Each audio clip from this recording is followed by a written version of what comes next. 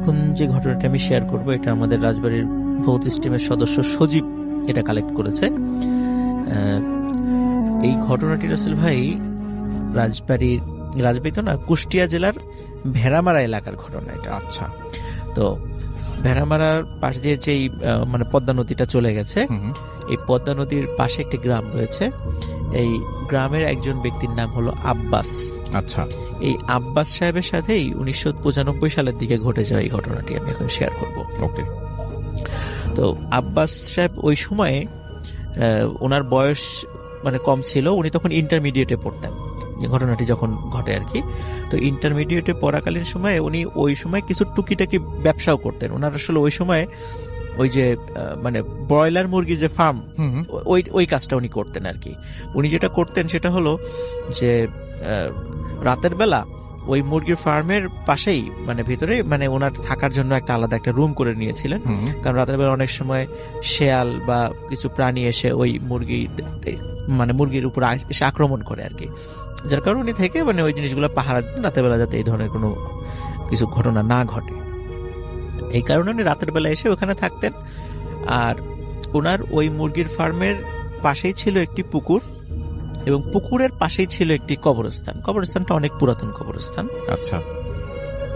তো স্বাভাবিকভাবে এমনিতে খুব একটা মানে ভয়ঙ্কর কিছু সচরাচর ঘটতো না আর কি ওই এলাকায়। এমনিতে উনি সাহসী ছিলেন, কিন্তু উনি তেমন কিছু কখনো দেখেন নাই। এর মধ্যে রাসেল ভাই যেই ঘটনাটা ঘটে সেটা হলো ওনার একজন ভাগিনা ছিল, নাম ছিল ইমন। তো ইমন কোনো কারণে বাসার থেকে খুব রাগারাগি করে বলে যে আমি মরেই যাব, এরকম বলে বাসার থেকে রশি নিয়ে জঙ্গলের দিকে চলে যায়, আমি গলায় মানে ফাঁস দিয়ে আত্মহত্যা করব। আচ্ছা। কিন্তু গলায় ফাঁস দেওয়ার জন্য যখন গাছের ডালে দড়ি বেঁধেছে, আবার কি মনে করে মানে ফেরত চলে আসছে। এখন একটু রাগ কমে গেছে, আবার ওই দড়িটা খুলে নিয়ে চলে আসছে বাসায়। আবার বাসার লোকজন পিছনে পিছনে গিয়েছিল যাতে দুর্ঘটনা না ঘটে। তো যার কারণে সে আর ফাঁসি দিয়ে আত্মহত্যা করে নাই। কিন্তু এরপর থেকে ইমনের সাথে একটা ঘটনা ঘটা শুরু করে। ইমন প্রায় রাত্রে স্বপ্ন দেখে জেগে উঠতো এবং বলতো যে কেউ ওই জঙ্গলের ভেতর থেকে তাকে ডাকছে এবং বলছে যে তুই আত্মহত্যা কর। তো এরকম নাকি ও প্রায় বলতো, এবং অনেক সময় দেখতো মানে ওই ইমনের পরিবারের লোকজনের মানে ভাষ্য অনুযায়ী যে মাঝে মাঝে ইমন রাতের বেলা দরজা খুলে বের হয়ে যেত এবং হাতে ওই যে দড়ি নিয়ে। এখন ওই পরিবারের সদস্য তখন তাকে ঠেকাতো, তখন বলতো যে কি ব্যাপার, আমি কি করছিলাম আমি তো নিজেই জানি না। তখন তাকে পাহারা দেওয়া শুরু করে আর কি, যাতে করে ও রাতের বেলা একা একা বাইরে বেরোতে না পারে। কিন্তু দুঃখজনক ব্যাপার হলো রাসেল ভাই যে ও কিন্তু কিছুদিন পরে সত্যি সত্যি সুইসাইড করে। আচ্ছা। তো কেন কিভাবে ওর সাথে কারো কোনো ঝগড়াও হয় নাই, ওই যে একবার রাগারাগি হয়েছিল, এরপর আর কখনো কোনো বিষয়, এবং সে খুব স্বাভাবিকই ছিল, শুধু ওই একটা ব্যাপার ছাড়া যে সে রাতের বেলা ওই মানে বাইরে চলে যেত। এই ব্যাপার ছাড়া তখন সবাই ধারণা করে, অনেক সময় আমরাও রাসেল ভাই শুনেছি এবং অনেকেই এটা হয়তো বা জানেন, যে কেউ যদি একবার সুইসাইড করার চেষ্টা করে বা অ্যাটেম্প নেয়, ওই দড়িটা যদি থাকে বাড়িতে, তখন মাঝে মাঝে এই ধরনের ঘটনা কিন্তু আসলে ঘটতে পারে। এটা অনেকেই জানেন আর কি। এবং আমি আমার নানা বাড়ি যেখানে ছিল, আমার নানা বাড়ির পাশেও এরকম একটা ঘটনা ঘটেছিল, এটা আমি জানি, অন্য কোনো সময় এক সময় বলবো আর কি। তো তখন সবাই ধরে নেয় যে ওই প্রথমবার অ্যাটেম্প নিয়েছিল, ওই কারণেই সে মারা গেছে। এটা মানে গ্রামের প্রচলিত একটা বিশ্বাস অনুযায়ী এটা ঘটেছে, নিয়ে আসলে অন্য কারো মাথা ব্যথা ছিল না। তো তাকেও ওই আব্বাস সাহেবের মানে মুরগির ফার্মের মানে একটু দূরেই যে কবরস্থানটা, সেখানে দাফন করা হয়। এবং আব্বাস সাহেব ইমনকে খুব ভালোবাসতেন, ভাগিনা তো খুব ভালোবাসতেন আর কি। মাঝে মাঝে ওই মুরগির ফার্মে একই সাথে দুইজন ঘুমাতেন, গল্প করতেন সারা রাত। যার কারণে উনি নিজেও খুব মানে ভেঙে পড়েন তার ভাগিনার এই মৃত্যুতে। আচ্ছা। 7-8 দিন পর আব্বাস সাহেব হঠাৎ ওই মুরগির ফার্মে রাত্রি থাকাকালীন সময় হঠাৎ করে একটা স্বপ্ন দেখেন যে ইমন কবরস্থান থেকে বের হয়ে এসে ওই যে পাশে যে পুকুরটা রয়েছে, এই পুকুরে সে ঠিক যেমন গরু ছাগল যেভাবে পানি খায়, মানে মুখ লাগিয়ে পানি খায়, ঠিক ওইভাবে সে হামু দিয়ে সে পানি খাচ্ছে। তো এই জিনিসটা মানে সে স্বপ্ন দেখার পরে তার ঘুম ভেঙে যায়। এরকম সে কয়েকটা দিন দেখে এরকম। এই ঘটনা, যে কবর থেকে বের হয়ে আসছে, মানে কবরস্থান থেকে বের হয়ে আসছে, এসে ওই পুকুরে এসে পানি খাচ্ছে। তো এই মনে করে একটা নিছক স্বপ্ন বা দুঃস্বপ্ন, ইমনের কথা অনেক চিন্তা করে, সে খুব ভালোবাসতো, হয়তো এই কারণে সে এটা দেখতে পারে, কিন্তু এই স্বপ্নের আসলে ওনার কাছে কোনো ব্যাখ্যা ছিল না। এর কয়েকদিন পর রাসেল ভাই যেটা হয় সেটা হলো, উনি হঠাৎ কি মনে করে, ওই দিন আবার খুব গরম পড়েছিল, আবার চাঁদনি রাতও ছিল, তো ওনার যে রুমটা ছিল ওই মুরগির ফার্মের সাথে দেখায়, ওই রুমের জানালা উনি খোলা রাখেন আর কি। তো জানালাটা ছিল ওই পুকুরের দিকে, এবং ওই দিক দিয়ে জানালা খোলা থাকলে পুকুরটাও দেখা যায়, দূরের কবরস্থানটাও দেখা যায়। তো উনি যখন জানালা দিয়ে রাতের বেলা ঘুম ভেঙে গেছে, উনি যখন তাকালেন, উনি দেখলেন যে কি যেন পুকুর ঘাটে পানি খাচ্ছে, এবং মনে হচ্ছে ঠিক ওই যে উনি যেভাবে স্বপ্ন দেখেছেন ওরকমই। উনি প্রথমে ধারণা করেছিলেন যে হয়তোবা কোনো প্রাণী হবে, এরা পানি খাচ্ছে, কিন্তু ওনার মনে হচ্ছিল এটা মানুষের মতো দেখা যাচ্ছে। এবং হঠাৎ ওই প্রাণীটা যখন পানি খেয়ে মাথাটা উঁচা করেছে, তখন এই আব্বাস সাহেবের সাথে চোখাচোখি হয়ে গেছে। এখন দেখে ওইটা আর কেউ না, ওইটা ওই যে স্বপ্নে দেখেছে ইমনকে, ওইটা সেই ইমন। এবং এটা দেখার পর উনি খুব ভয় পান, যদিও উনি সাহসী ছিলেন, কিন্তু হঠাৎ করে দৃশ্য দেখলে তো যে কারো ভয় পাওয়ার কথা। উনি তাড়াতাড়ি ভয় পেয়ে জানালা বন্ধ করে দেন এবং দোয়া কালাম পড়া শুরু করেন।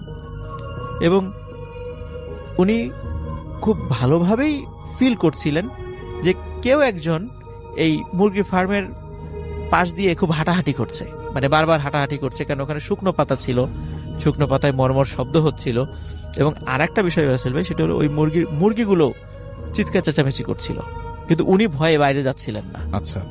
তো এটা ছিল রাসেল ভাই মানে প্রথম দিনের ঘটনা, যখন উনি সামনাসামনি একদম প্রত্যক্ষ করেন। ওই ঘটনাটি উনি আবার পরিবারের সাথে শেয়ার করেন, যে আমি তো এরকম আগে কয়েকদিন স্বপ্ন দেখেছিলাম, কিন্তু এই যে এই বিষয়টা তো আমি দেখলাম। তখন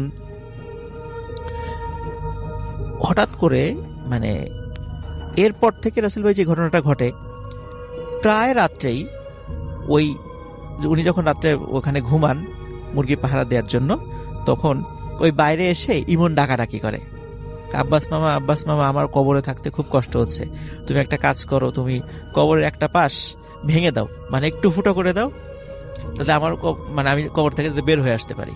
তো এটা একটা আজব এক ধরনের একটা কথা। তো উনি তো সাহসী লোক ছিলেন, তো উনি বুঝতে পারেন যে এটা আসলে দুষ্টু জিনের কাজ, ইমনের কাজ এটা দুষ্টু জিনের কাজ। তখন উনি বলেন যে তোর যদি এতই ক্ষমতা থাকে এখানে মানে এখানে আসার জন্য এই যে হাঁটাহাঁটি করছিস, তো তুই নিজেই তো কবর ভেঙে উঠে আসতে পারিস, তো এটা আবার বলার কি দরকার আছে। তখন মানে আর কোনো কথা বলে না, মানে আব্বাস সাহেব বুঝতে পেরেছে যে এটা আসলে দুষ্টু জিনের কাজ। আচ্ছা। তারপর থেকে রাসেল ভাই আব্বাস সাহেব যেমন রাতের বেলা ওখানে থাকা বন্ধ করে দেন, সেই সাথে আব্বাস সাহেবের সাথে কোনো কিছু আর ঘটে না, উনি স্বপ্ন দেখেন না, কিছু ঘটে না। হঠাৎ উনি খবর পেলেন যে ওনার পাশের গ্রামের এক মুরব্বীকে জিনে ধরেছে, অনেকেই বলছেন যে পাশে জিনে ধরেছে। আর আরো অদ্ভুত ব্যাপার হলো যে উনি যখন পজেসড হন, তখন তার গলার কণ্ঠস্বরটা নাকি ইমনের মতো হয়ে যায়। আচ্ছা। তো ইমনের অনেকে ইমনের কণ্ঠস্বর তো চেনেন, তো ইমনের মতো কণ্ঠস্বর হয়ে যায়, এবং মানে অনেক ধরনের আজব আজব কথা বলেন।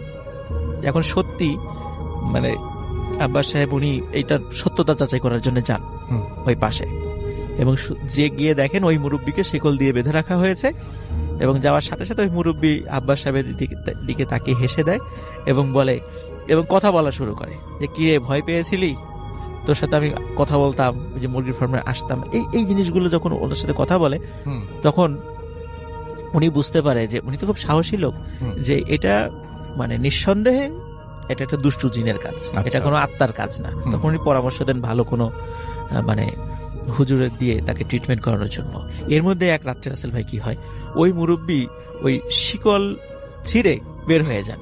এখন বাড়ির লোকজন কোথাও খুঁজে মানে দেখে যে নাই নাই নাই, সবাই হই হট্টগোল শুরু করে, সবাই মিলে খোঁজা শুরু করে, কেউ হ্যারিকেন নিয়ে, কেউ টর্চ নিয়ে খোঁজা শুরু করে, এবং সবাই মানে খুঁজতে খুঁজতে যখন ওই পুকুর পাড়ে যায় ওই কবরস্থানের কাছে, তখন গিয়ে দেখে যে ওই মুরব্বী ওই পুকুর ঘাটে ঠিক যেভাবে ওই যে মানে গরু ছাগল যেভাবে পানি খায় ওইভাবে পুকুর থেকে পানি খাচ্ছে, ঠিক যেভাবে আব্বাস সাহেব দেখেছিলেন ইমনকে পানি খেতে।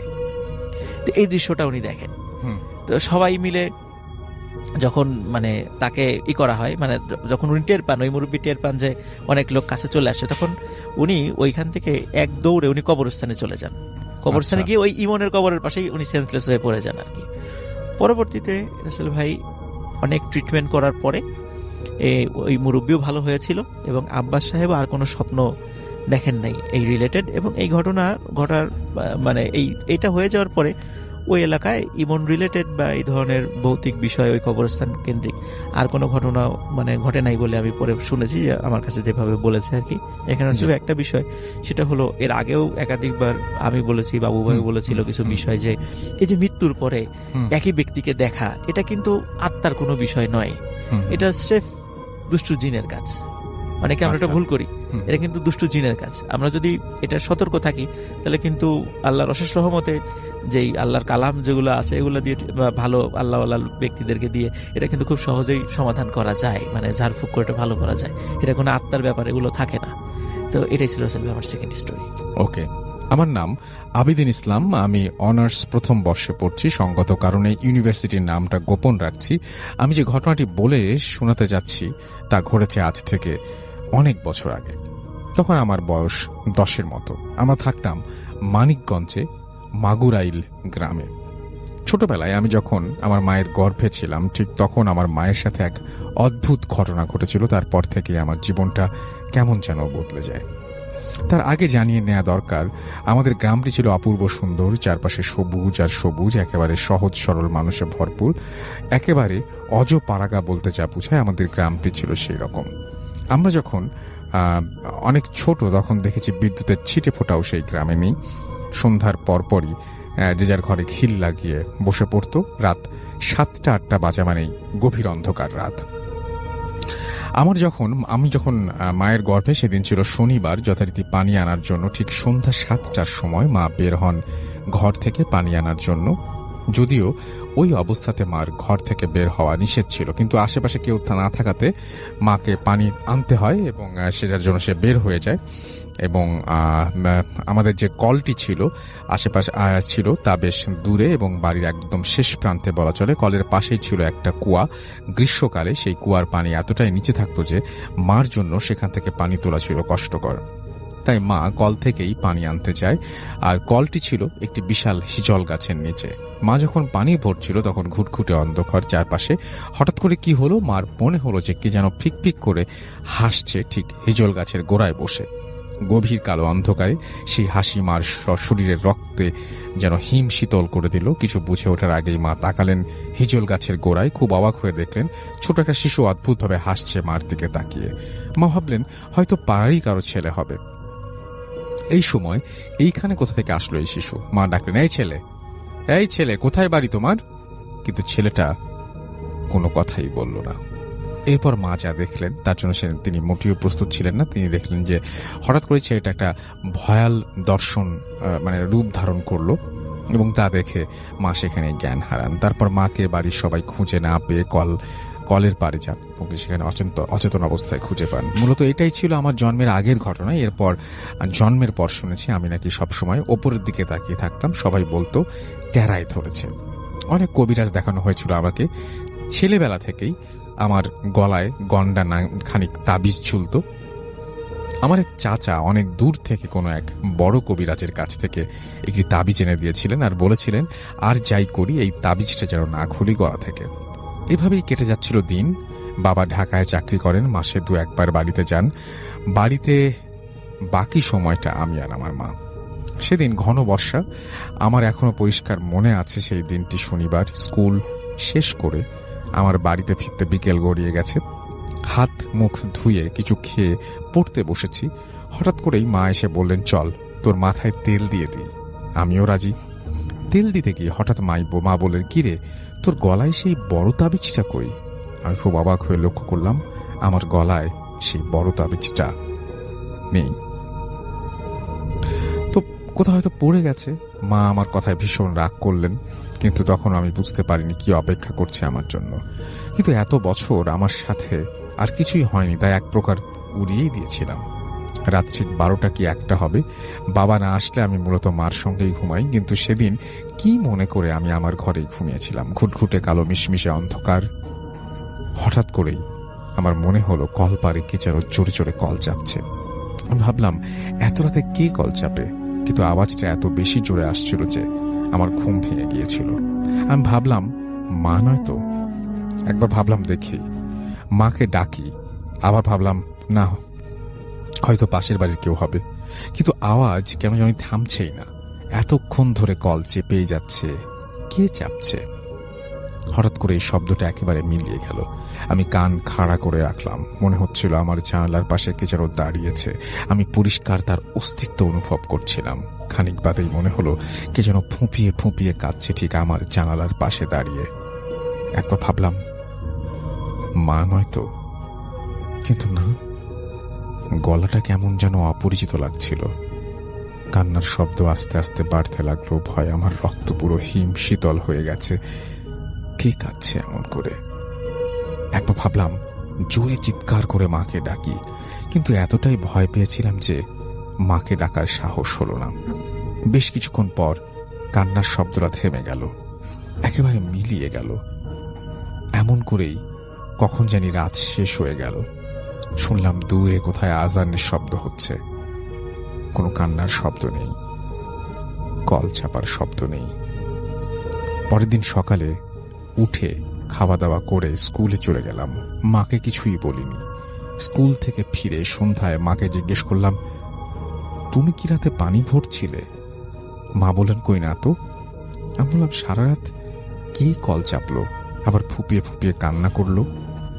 কথাটা শুনে মার মুখ কেমন যেন রক্তবর্ণ হয়ে গেল। তিনি ঠাঁই দাঁড়িয়ে রইলেন আমার দিকে তাকিয়ে, আর বললেন, আজ রাতে তুই আমার সাথে ঘুমাবি। আমি বললাম, ঠিক আছে। রাতে যখন আমি খেতে বসেছি ঠিক তখনই হঠাৎ করে বাবা যেন কোথা থেকে আসলেন, যদিও বাবার আসার কথা না। বললেন, ঢাকায় কি যেন একটা ঝামেলা হয়েছে, গন্ডগোল, অফিস বন্ধ থাকবে, তাই চলে এসেছেন। মনে হলো আমি যেন ধরে প্রাণ ফিরে পেয়েছি। যাক, বাবা চলে এসেছে। বাবা যেহেতু চলে এসেছে, অজ্ঞতা আমাকে আমার রুমে ঘুমাতে হবে রাতে। কিন্তু চিন্তা করে আবারও ভয় লাগলো, কিছু হবে না তো। এসব ভাবতে ভাবতে কখন যেন ঘুমিয়ে পড়েছিলাম। হঠাৎ করেই রাতে সেই কান্নার শব্দ, ঠিক জানালার পাশে কে যেন কাঁদছে। আস্তে করে বললাম, কে কাঁদে? কিন্তু কোনো শব্দ নেই। মনে হচ্ছিল যে মানুষটি কাঁদছে বুঝি তার অনেক কষ্ট। খানিক পরেই আমার পুরো ঘরটা কেমন একটা মোটকা গন্ধে ভরে গেল। মনে হলো কি যেন একটা আমার ঘরে এইমাত্র ঢুকেছে। গন্ধটা এত তীব্র ছিল, মনে হচ্ছিল আমার নাড়ি ভুড়ি সব মুখ দিয়ে বেরিয়ে আসবে বমির সাথে। আস্তে আস্তে একটা ভয় আমাকে ঘিরে ধরল। কেন যেন মনে হচ্ছিল একটা কিছু হতে চলেছে, যা অত্যন্ত ভয়ঙ্কর। কান্নার শব্দটা কেমন আস্তে আস্তে আবারও মিলিয়ে গেল, কিন্তু গন্ধটা আরো বাড়তে লাগলো। মনে হচ্ছিল আমার খাটের নিচে কি যেন একটা খুব দ্রুত এপাশ থেকে ওপাশে চলে যাচ্ছে। ভয় তখন আমার রক্ত পুরো হিম শীতল হয়ে গেছে। যদিও তখন গ্রীষ্মকাল ছিল, কিন্তু শীতে মনে হচ্ছিল আমার সবগুলি পশম দাঁড়িয়ে গেছে। আমি কাঁথাটা ভালো করে জড়িয়ে নিঃশ্বাস বন্ধ করে অপেক্ষা করছিলাম কি ঘটে চলেছে তার শেষ দেখার জন্য। বেশ কয়েকবার মাকে চিৎকার করে ডাকতে চাইলাম, কিন্তু গলা দিয়ে তখন কোনো শব্দই বের হচ্ছিল না। হঠাৎ করে অনুভব করলাম খুব শীতল কিছু একটা আস্তে আস্তে আমার পায়ের কাছে এসে বসলো। মনে হচ্ছিল বরফের তৈরি কোনো হাত আস্তে আস্তে আমার পায়ের ওপর চেপে বসছে। হাতটা এতটাই শীতল ছিল, ঠিক যেন মনে হচ্ছিল কোনো মৃত মানুষের হাত। আর হাতটা আস্তে আস্তে চেপে বসতে লাগলো আমার পায়ের ওপর। মনে হচ্ছিল আমায় টেনে হিঁচড়ে নামিয়ে নিয়ে যাবে খাটের নিচে। এভাবে কতক্ষণ ছিলাম আমার মনে নেই। হঠাৎ করে জ্ঞান হারাই। এরপর যখন আমার জ্ঞান ফেরে, তখন আমি আমার বাবার কোলে, পুরো বাড়ি ভর্তি মানুষ। যদিও রাত তখন প্রায় 3টা কি 3:30টার মতো বাজে। পরে শুনেছি আমার গুঙানির মতন শব্দ শুনে প্রথমে উঠে আসে মা, তারপর বাবা। যদিও পুরো ঘরে তারা কিছুই খুঁজে পাননি, কিন্তু খুব অবাক হয়ে লক্ষ্য করেন আমার বাবা আমার বাঁ পায়ের ওপরে 5টি বড় আঙুলের দাগ। এভাবে এমনভাবে বসেছিল সেই দাগ, প্রায় 1 সপ্তাহ স্থায়ী ছিল। আমার পা সেই জায়গা প্রথমে লাল, পরে কালচে হয়ে যায়। তার পরপরই বাবা আমায় মামা বাড়ি নিয়ে যান। তার ঠিক 2 বছর 2-1 বাদে বাবা আমাকে নতুন বাড়ি সাভারে নিয়ে আসেন। যদিও মার কাছে এবং চাচাদের কাছে শুনেছিলাম আমার ওপর নাকি কিসের আসর ছিল, কিন্তু সেই আসর এবং কি সে জিনিস তা আজ পর্যন্ত আমাকে বলেনি। এর ব্যাখ্যা আমি আজও খুঁজে পাইনি। মাঝে মাঝে রাতে সেই কথাগুলো মনে হলে এখনো গা শিউরে ওঠে। তো এই ছিল ঘটনা, এবং আশা করছি যে এই ঘটনাটিও আপনাদের কাছে ভালো লেগেছে এবং অবশ্যই আপনারা জানাবেন কেমন লাগলো। আমরা চলে যাচ্ছি আমাদের পরবর্তী অতিথির কাছে। আপনার নামটা আরো একবার প্লিজ বলবেন, যেহেতু দেখা যাচ্ছে না, তারপর আপনার ঘটনা যাব। হ্যাঁ, আমার নাম হলো কৌশিক। জি। তো ঘটনা আরেকটি আছে, ছোটই ঘটনা, বেশি একটা বড় না। তো এই ঘটনাটা ছিল আমার নানি বাড়ি। জি। আমার নানি বাড়িটা হচ্ছে গ্রিন রোডে। জি। তো ওখানে নানি বাড়িতে আমার একজন কাজিন আছেন, বড় ভাই। উনি আমেরিকায় ছিল, পড়াশোনার জন্য গিয়েছিল। পরে ফেরত আসার পরে উনি নিজেই নিচে একটা বাসা নেন, যে একটা কোচিং সেন্টার করবে এই উদ্দেশ্যে। তো দিনের বেলা তো অনেক লোকজন থাকতো, তো রাত্রেবেলা উনি একাই, আর কেউ থাকে না, নিজে বড় একটা বাড়ি। তো উনি থাকতেন একটা রুমে, ব্যাচেলার মানুষ, উনার নিজস্ব ল্যাপটপ কম্পিউটার সবই এক ঘরেই থাকে। ওই ঘর থেকে উনি বেরো হতেন না। বাকি 3টা রুম ছিল ওই ফ্ল্যাটটায়, তো ওগুলো খালি পড়ে থাকতো। আচ্ছা। ফার্নিচার বলেন কিছুই নাই। খালা টালা কেউ যদি কিছু এক্সেস জিনিসপত্র থাকতো বাসায়, ওটা ওনার ওখানে দিয়ে দিত যে তুই রাখবি কিনা, উনি রেখে দিত। তো আমরা ওখানে যেতাম, গিয়ে সময় কাটাতাম। তো ওই বড় ভাইয়ের ফ্রেন্ড ছিল একজন, আরেক ভাই। তো উনি আসতেন ওখানে মাঝে মাঝে, আমি অন্য আমার যে কাজিনরা ছিল তাদের থেকে ওনার গল্প শুনতাম, যে ভাইয়া তো অনেক কিছুই করতে পারে, অনেক আজগুবি ব্যাপার স্যাপার আছে ওনার মধ্যে। উনি আমার মনে হয় খুব একটা নর্মাল ছিলেন না। তো ওনাকে আমি যেদিন প্রথম দেখলাম, লম্বা একটা মানুষ, স্বাস্থ্য রাস্ত্র গঠন বেশ ভালো। তো উনি চুল নেই মাথায়। আমি ওনাকে এক পর্যায়ে জিজ্ঞেস করেছিলাম যে ভাই, জি, আপনার এরকম বয়সে মাথায় চুল নাই, সেটা কারণ কি? আপনি কি শেভ করেন, মানে মাথা শেভ করা থাকে, নাকি এরকমই কোনো সমস্যা? তো বললো না, ওনার মাথা শেভ করা, ওনার গরম লাগে প্রচুর। আচ্ছা, আমরা ঠিক আছে, মানুষের ব্যক্তিগত ব্যাপার হতেই পারে। তো আরেকদিন আমার জুনিয়র কাজিন এসে বলছে যে ভাইয়ের কাছে তো গেলাম, উনি বসতে বললো, তারপরে বললো আমার চোখের দিকে বেশি করে তাকাতে পারবি না। আচ্ছা। আমি বললাম মানে? তো বলে আমি জানি না, আমি 10 সেকেন্ডের বেশি ওনার দিকে তাকিয়ে থাকা সম্ভব ছিল না আমার জন্য। আচ্ছা। কেন? বলে ভয় লাগে। কি ভয় লাগে? তো তারপরে টার্গেট করলাম, ঠিক আছে ভাইয়া আসলে আমি একদিন নিজেই ওনাকে বলবো যে ভাইয়া আপনি আমার চোখের দিকে তাকান, বা আমি আপনার চোখের দিকে তাকাই, দেখি আপনি পারেন কি, আমি পারি কিনা। তো উনি আসলেন, আমি প্রস্তাব দিলাম যে ভাইয়া আমি আপনার চোখে নাকি বেশিক্ষণ তাকাতে পারে না, আমার কাজিন বলছিল, আমি আজকে এটা করব। আচ্ছা। তো উনি তাকে বলল, না এটা সবার জন্য না, তোমার জন্য, তোমার সাথে এটা হবে না। ভালো কথা, ঠিক আছে। দুঃখই পেলাম যে সবাই বলছে বাড়ানো কথা, না আসলে কি।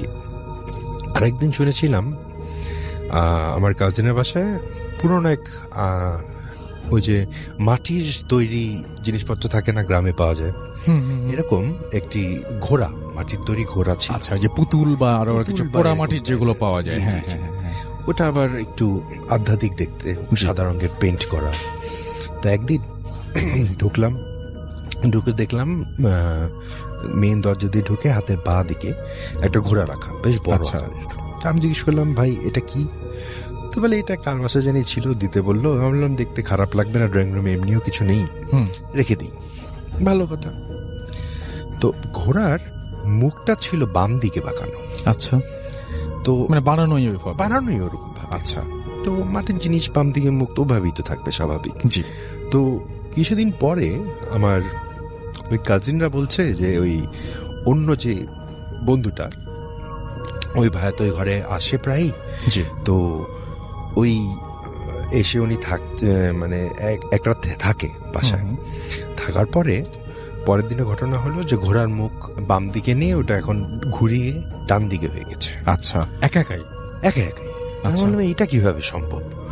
তো পরে আমি গেলাম, আমি কিছুদিন তখন ঢাকার বাইরে ছিলাম, তখনকার শোনা ঘটনা। পরে গেলাম, যাওয়ার পরে দেখলাম না, ঘোড়াটা আর নেই, উনি এটা সরিয়ে রেখেছে। এবং তারাও মুখে বললো, আমার কাজিন যে থাকে সেও বললো হ্যাঁ এরকম ঘটনা ও ছিল, তারপরে এরকম একটা ঘটনা হয়েছে, তারপরে আমি ভয়ে ওটা সরে ফেলছি। তখনও একটু ব্যাপারটা খটকা লাগলো যে কি বলে এরা। আর আরেকটা ঘটনা ছিল, মানে যেটা শুনেছি সেটা হলো সেই বন্ধু উনি যখন থাকতেন উনি নাকি সারা রাত ঘুমোতে পারে না। আচ্ছা। উনি সারা রাত জেগে গিটার বাজাতে হতো, ওনাকে জানি কে বলে গিটার বাজাতে, জন্য উনি গিটার বাজায়। আচ্ছা, এটাও শুনলাম। তো এইগুলো হলো ডেভেলপমেন্ট স্টোরি, যেগুলো শুনে তারপরে একদিন এক কারণে কোন একটা কারণবশত ওই ঘরে ওই ফ্ল্যাটে আমাদের থাকতে হবে। আচ্ছা। রাত হয়ে গেছে, আমিও বাসায় যাইনি। তো আমার সেই কাজিনের ছোট ভাই, সে এবং আমরা শুভ হলো পাশের রুমটায়। আচ্ছা। আর কাজিনের রুমে উনিই ছুবেন। তো শোয়ার আগে আমার ওই সেই ছোট কাজিনটা, সে আবার একটু ভীতু প্রকৃতির। তো সে শোয়ার আগে আমাকে বলছে, কৌশিক তুমি আমার সাথে থাকো, কারণ এখানে তো অনেক কিছু শুনছি, তো আমি তো একটু ভয় পাচ্ছেন। আরে সমস্যা নেই, কি আর হবে, চলো ঘুমাই। তো শুতে গেলাম, আনুমানিক মনে হয় রাত 1টা বা 1:30টার দিকে গল্প টল্প করে আমরা ঘুমাতে গেলাম। তখন শোয়ার কিছুক্ষণ পরে শুনি গিটারের শব্দ, হালকা একটা গিটারের শব্দ কানে আসছে। আমি শুনে কিছু বলার আগেই আমার কাজিন ঘুরে আমাকে বলতেছে, তুমি শুনছো? আমি বললাম কি আওয়াজ পাওয়া যাচ্ছে একটা? বলে হ্যাঁ গিটারের শব্দ, একই সুর, পাচ্ছ? আমি বললাম হ্যাঁ পাচ্ছি। ও উঠে বসলো, উঠে বসে লাইট অন করলো, লাইট আর বন্ধ করা যাবে না, এই ঘরেও থাকা যাবে না, চলে যাই। আমি বললাম আরে থাকো, 2টা মিনিট থাকো, দেখো না কি হয়। তা আমি যেটা বললাম, আমার এগুলো বিষয়ে ভয় একটু কম, কিন্তু তখন একটু চিন্তা আসলো যে গিটারের শব্দ হয়তো আশেপাশে কেউ বাজাচ্ছে, ওটার আওয়াজ হবে। কিন্তু মজার বিষয়টা এটা ছিল, যেটা সন্দেহজনক, যে একই সুর বারবার কেন বাজবে, এটাই হচ্ছিল। পরে তো কাজিন বলল না এখানে তো আমি থাকবো না, জোর জবরদস্তি। পরে আমার কাজিনের রুমে গেলাম, ওনাকে জাগানো হলো, বলা হলো এই ব্যাপার। আচ্ছা, ঘুমের বসে ছিল, টায়ার্ড ছিল, উনি খালি বললো ঠিক আছে এক কাজ করো, তোমরা তাহলে আমার রুমের সামনে শো। আমরা ম্যাট্রেস ট্যাট্রেস নিয়ে ওই তার রুমের সামনে ঘুমিয়ে পড়লাম রাত্রে। আমি তো ঘুমিয়েছি, এখন কাজিনের ঘুম হয়নি, কিন্তু তার সাথে ছিলাম। আচ্ছা, এই আর কি ঘটনা। Thank you so much. উনি পেশায় একজন গ্রাম্য ডাক্তার ছিলেন। ওনার বাবা ছিলেন লোকমান ডাক্তার, মানে তিনিও একজন গ্রাম্য ডাক্তার ছিলেন। আলামিন ডাক্তারের বয়স ছিল 27 থেকে 28 বছরের মতো। শালনগর ইউনিয়নেই আলামিন ডাক্তারের দোকান ছিল।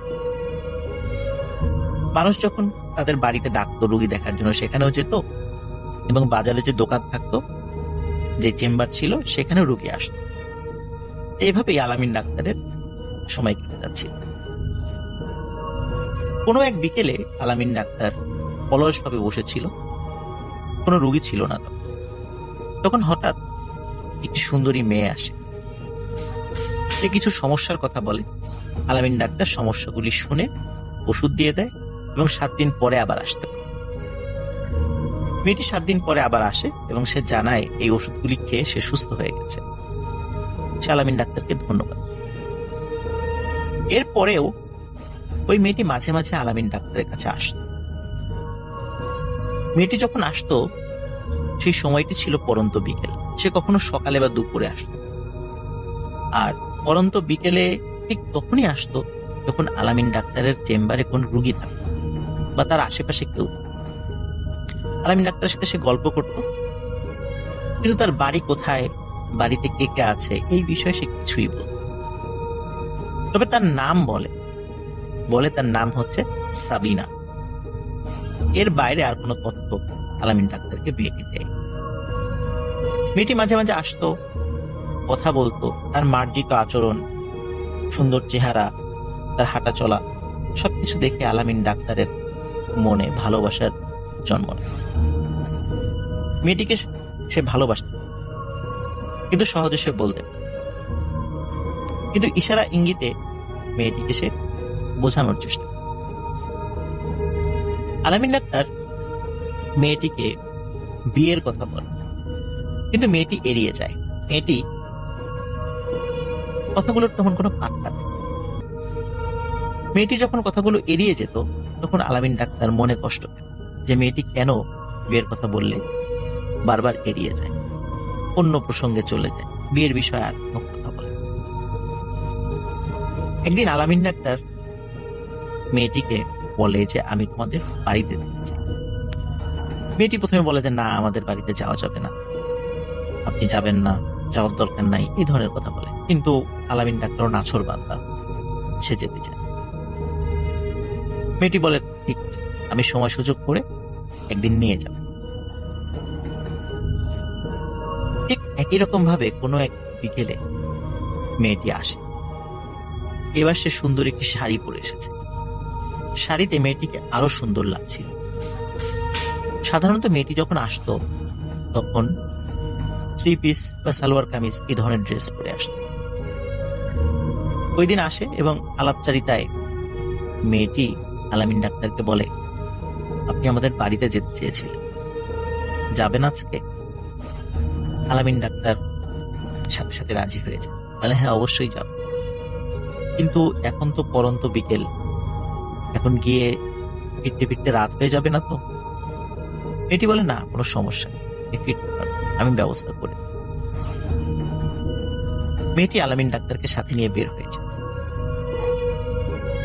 শালনগর ইউনিয়ন থেকে বেশ দূরে একটি ঘাট রয়েছে, তার নাম হচ্ছে বানাঘাট। এই বানাঘাট পার হয়ে আলফাডাঙ্গার পানাইল গ্রামে তারা যায়। কিন্তু আলফাডাঙ্গার পানাইল গ্রামে যে যাচ্ছে, এই পানাইল গ্রামের নাম আলামিন ডাক্তার জানত এবং অ্যাকচুয়ালি যে সে আসলে কোথায় যাচ্ছে এটাও ওই মেয়েটি বলেন। মেয়েটি যখন তাকে নিয়ে বের হওয়ার পর প্রথমে একটি গ্রাম পায়, সেই গ্রামের নাম হচ্ছে ভেন্নাতলা বাজার। এই ভেন্নাতলা বাজারের থেকে একটি ভ্যান নিয়ে আগাতে। আসলে ওই ভেন্নাতলা বাজারটা কিন্তু ওই নদী পার হয়ে, সেখান থেকে ভ্যানে করে যেতে থাকে। যেতে যেতে যেতে যেতে একটি বাগানের কাছে এসে এখানে একটা বিষয় বলে রাখা ভালো।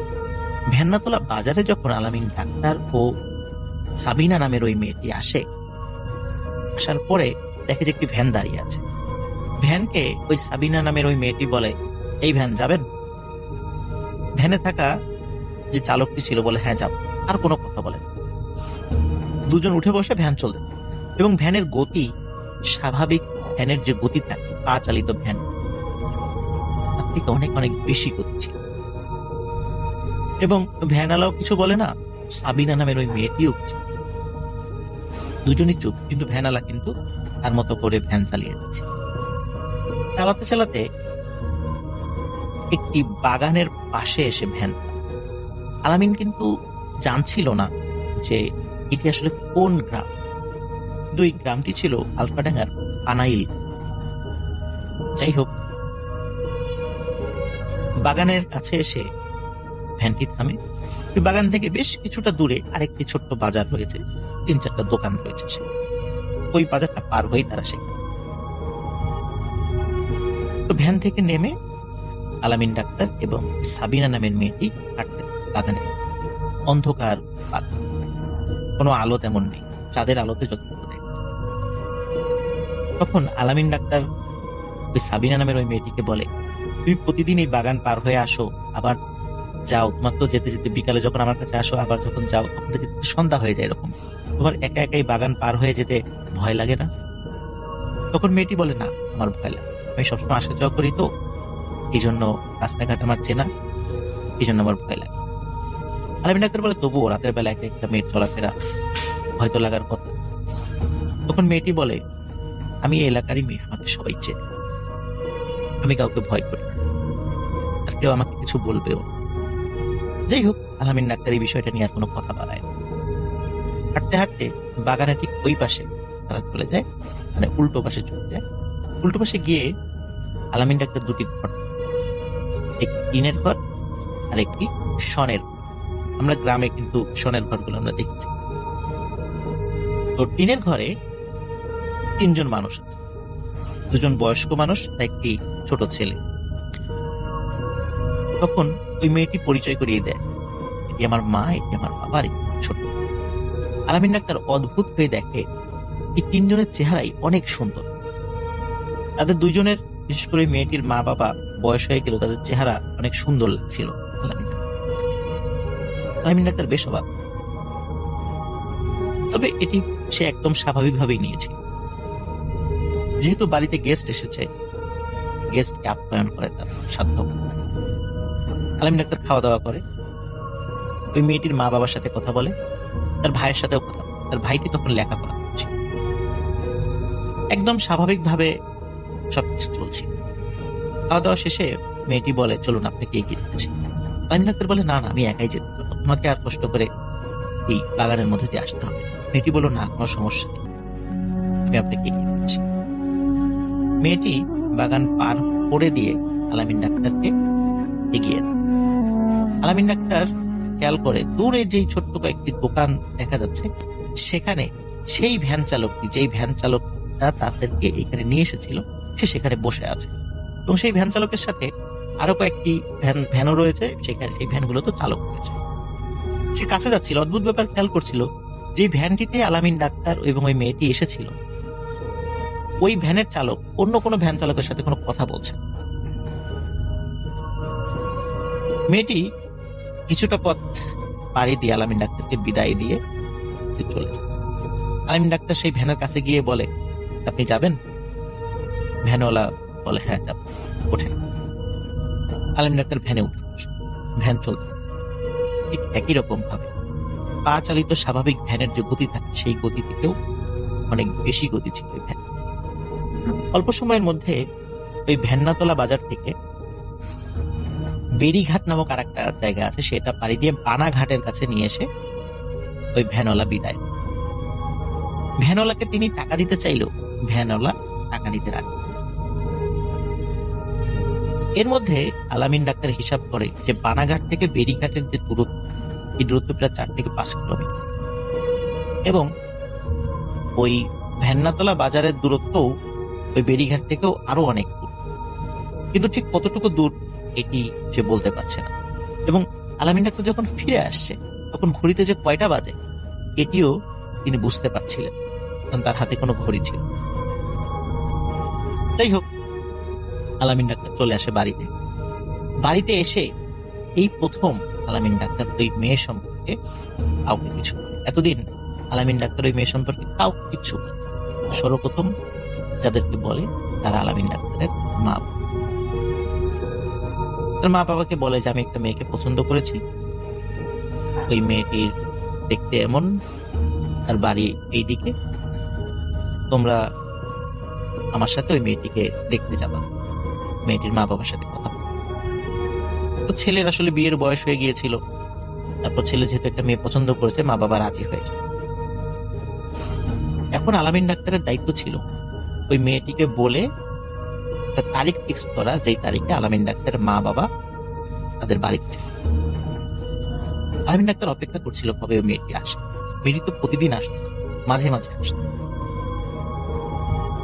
তো এই যে মাঝে মাঝে আসা, কথা বলা, এর মধ্যে দিয়ে কিন্তু 2-3 বছর কেটে গেছে। আলামিন ডাক্তারের বয়স 30+ হয়ে গেছে। তো মেয়েটি আসে একদিন, ঠিক একই রকম ভাবে পড়ানো। মেয়েটি আসার পরে আলামিন ডাক্তার বলে যে আমার মা বাবা এবং আমি তোমাদের বাড়িতে যেতে চাই, আমার মা বাবা তোমার মা বাবার সাথে কথা বলো। মেয়েটি হঠাৎ রেগেছে এবং বলে, না, এখনো সময় হয়, সময় হলে আমি জানাবো, আর আমার বাড়িতে আপনার মা বাবার যাওয়ার প্রয়োজন। আলামিন ডাক্তার বলে যে না, আমি অত কথা বুঝি না, আসছে শুক্রবার আমি অবশ্যই আমার মা বাবাকে নিয়ে তোমাদের বাড়িতে যাব। মেয়েটি বলে না, আপনি যাবেন না। কিন্তু আলামিন ডাক্তার বলে, যাব, তোমরা রেডি থেকো, আমরা যাব। মেয়েটির সাথে কথা কাটি হয়। মেয়েটি মন খারাপ করে আলামিন ডাক্তার চেম্বার থেকে বের হয়। আলামিন ডাক্তার দূর থেকেও বলে, যতই রাগারাগি করো, শুক্রবার কিন্তু আমি আমার মা বাবাকে নিয়ে যাচ্ছি। এটি আবারও ইশারা করে না, কিন্তু আলামিন ডাক্তার শোনে। ওই দিন শুক্রবার দুপুরের পরে যাওয়ার কথা থাকলেও আলামিন ডাক্তারের কোনো একটা রুগী দেখতে অন্য গ্রামের একটা বাড়িতে যাওয়ার কারণে আলামিন ডাক্তার দেরি হয়ে যায়। বিকালের দিকে রওনা। একই রকম ভাবে বানাঘাট পার হয়ে তারা যখন একটা ভ্যানের কাছে জিজ্ঞেস করে যে আমরা ভ্যান্নাতলা বাজারের পাশে যে বাগান রয়েছে ওই বাগানের ওখানে যাই, তখন বলে যে ওইখানে তো পানাইল গ্রাম, কিন্তু ওইখানে তো ভ্যান যায় না। তখন আলামিন ডাক্তার অবাক হয়, কি বলেন, পানাইল গ্রামে ভ্যান যায় না? আমি নিজে গেছি সেখানে। ভ্যানওয়ালা বলে যে না না, ওখানে তো ভ্যান যায় না, কারণ ওটা অনেক দূর, ভ্যানে যেতেই প্রায় 2 থেকে 2.5 ঘন্টা সময় লাগে। তখন আলামিন ডাক্তার বলে, তা লাগো, আপনার যত টাকা লাগে আমি দেবো, আপনার যতটুকু সম্মানী পারিশ্রমিক দেওয়ার দরকার আমি দেবো, আমাকে নিয়ে যাবো, আমি রিজার্ভ নিচ্ছি, আবার আমরা ফিরে আসবো আপনার ভ্যান। ভ্যানওয়ালা দেখে যে 3 জন লোক আর ভালোই টাকা পয়সা পাওয়া যাবে, নিয়েছে। ভ্যানওয়ালা আলামিন ডাক্তার ও তার মা বাবাকে নিয়ে যাত্রা শুরু করে সেই পানাইল গ্রামে। নড়াইল জেলা কিন্তু নদী পার হয়ে এসেছে, এখন কিন্তু ফরিদপুরের আলফাডাঙ্গা উপজেলার পানাইল গ্রামে তারা যাচ্ছে। আসলে আলামিন ডাক্তার মানে পানাইল গ্রামের নাম প্রথমে জানতো না, পরবর্তীতে সে জানত। যাই হোক, যাচ্ছে। একটা জায়গায় এসে আলামিন ডাক্তারকে ওই ভ্যানওয়ালা বলে, আপনি এই বাগানের কথাই বলছিলেন? আলামিন ডাক্তার বলে, হ্যাঁ, আমি তো এদিক দিয়ে আসছিলাম, হয়তো সবই চিনতে পারছি, এই তো সেই বাগান, এখানে দাঁড়ান, আমরা আসছি, ঘন্টা 2 সময় লাগবে, আপনি চলে যান। ভ্যানওয়ালা ওইখানে ওয়েট। আলামিন ডাক্তার তার মা বাবাকে নিয়ে জঙ্গলের ভিতর দিয়ে এগোলেন। তখন কিন্তু রাত হয়ে গেছে, টর্চ লাইট ছিল, তারা যাচ্ছে। জঙ্গল পার হয়ে আলামিন ডাক্তার এমন একটি দৃশ্য দেখে যেটা দেখার জন্য সে মোটেও প্রস্তুত ছিল। সে কিন্তু কোনো ভয়ঙ্কর দৃশ্য দেখেনি, একদম স্বাভাবিক বাস্তব একটা দৃশ্য দেখেছিল। কি সে দৃশ্য? সে দেখেছিল যে সে যেখানে দাঁড়িয়ে আছে এখানে কোনো ঘর বাড়ি। শুধু তাই নয়, তার চোখ যতদূর যাচ্ছে, সামনে ডানে বায়ে সেখানে কোনো। আলামিন ডাক্তারকে তার মা বাবা বলে, বাবা তুমি মনে হয় ভুল করে অন্য জায়গায় চলে এসেছে। আলামিন ডাক্তার বলে, না, আমি এই পথ দিয়ে এসেছি। সে খুব কনফিডেন্ট ছিল যে সে এই পথ দিয়ে এসেছে, তারপরেও ভুল হতেই পারে মানুষের। আলামিন ডাক্তার এবং তার মা বাবা আশেপাশের বেশ কিছু দূর হাঁটে, তারা বুঝতে পারে এখানে আসলেই কোনো, এবং ওই বাগানের ওই পাশে একটি চর রয়েছে, চরের ওই পাশে নদী রয়েছে। আলামিন ডাক্তার মন খারাপ করে ফিরে আসে। ফিরে আসার পরে ওই ভ্যান চালককে জিজ্ঞেস করে যে আচ্ছা, এখানে তো এরকম বাড়ি ঘর ছিল। তখন ওই ভ্যান চালক বলে, না না, এখানে তো কোনো ঘর বাড়ি ছিল না, আমার জানা মতো এখানে কোনো ঘর বাড়ি নাই, বহুদিন ধরে এখানে কোনো ঘর বাড়ি। তখন আলামিন ডাক্তার এবং তার মা বাবা মন খারাপ করে আবার ভ্যানে উঠে ওই ভ্যান্নাতলা বাজারে একটা চলে আসে। আসার পরে সেখানে মানুষদেরকে বলে যে আমরা তো এখানে এসেছিলাম, ওই বাগানের ওই পাশে তো ঘর বাড়ি আছে, তো আমরা তো একটা বিয়ের কথা নিয়ে এসেছিলাম, তো ওইখানে আসলে আমরা তো কোনো ঘর বাড়িতে। স্থানীয় যেখানে ওই লোকজন যারা ওখানে ছিল তারা সবাই বলে, না না, ওইখানে তো আসলে কোনো ঘর বাড়ি নাই, ওখানে তো কোনো মানুষ বসবাস করে। কিন্তু ওই গ্রামের একজন প্রবীণ মুরব্বী দোকানে বসে চা খাচ্ছে। আলামিন ডাক্তারকে এসে বলে, এই ছেলে, তুমি আমাকে বিষয়টা খুলে বলো তো। আলামিন ডাক্তার বিষয়টা খুলে বলে। ওই মুরব্বী কিছুক্ষণ চুপ করে থেকে বলে, বাবা, আমার মনে হচ্ছে তুমি কোনো একটা ছলনায় পড়ে গেছো, আর তুমি জুনির ছলনায় পড়েছ। তখন আলামিন ডাক্তার বলে, জুনিকে? জুনিকে তো আমি চিনি না। এবং আশেপাশের কিছু লোকজন বলে যে আসলে তো জুনিকে, জুনির নাম তো আমরা কখনো শুনি। তখন ওই মুরব্বী বলে, এই বাগানের পাশেই একটি বাড়ি ছিল, এই বাড়িটা ছিল জুনিদের বাড়ি। এই ঘটনাটি বহু আগে,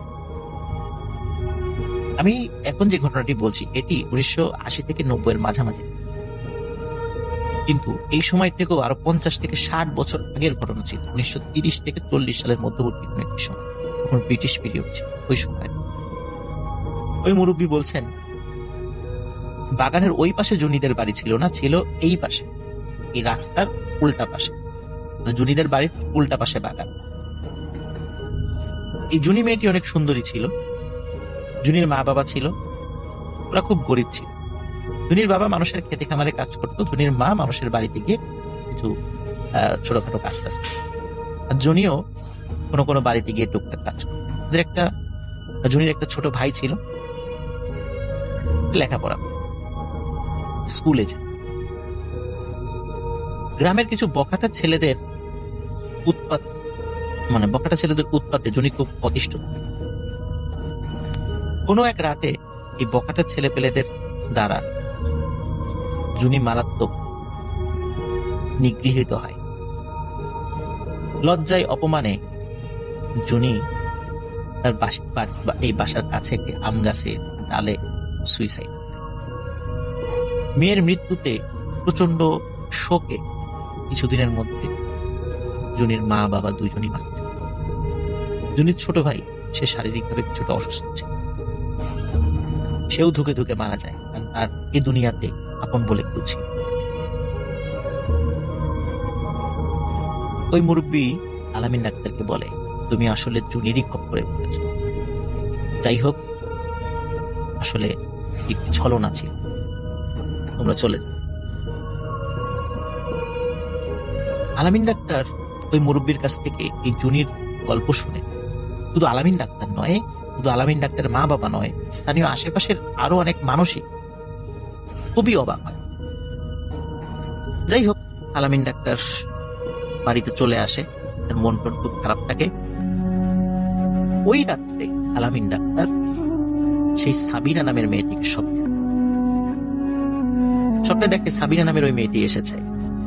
আসার পরে আলামিন ডাক্তার তাকে বলে, তোমার নাম কি জুনি? তখন ওই মেয়েটি বলে, হ্যাঁ, আমার নাম জুনি। তখন ওই মেয়েটি বলে, আমি তোকে বারবার বলেছি যে এখনো সময় হয়নি, তারপরও তুই আমার কথা শুনিস। তুই আমার বিষয়টা তোর মা বাবাকে বলেছিস, এবং এখন ওই বিষয়টি আরো অনেক মানুষ জেনে গেছে। তুই কাজটি ভালো করিস। তুই তো আমাকে বিয়ে করতে পারবেই না, সেটা সম্ভব না। তোকে আমি অন্য কোথাও বিয়ে হতে দেব।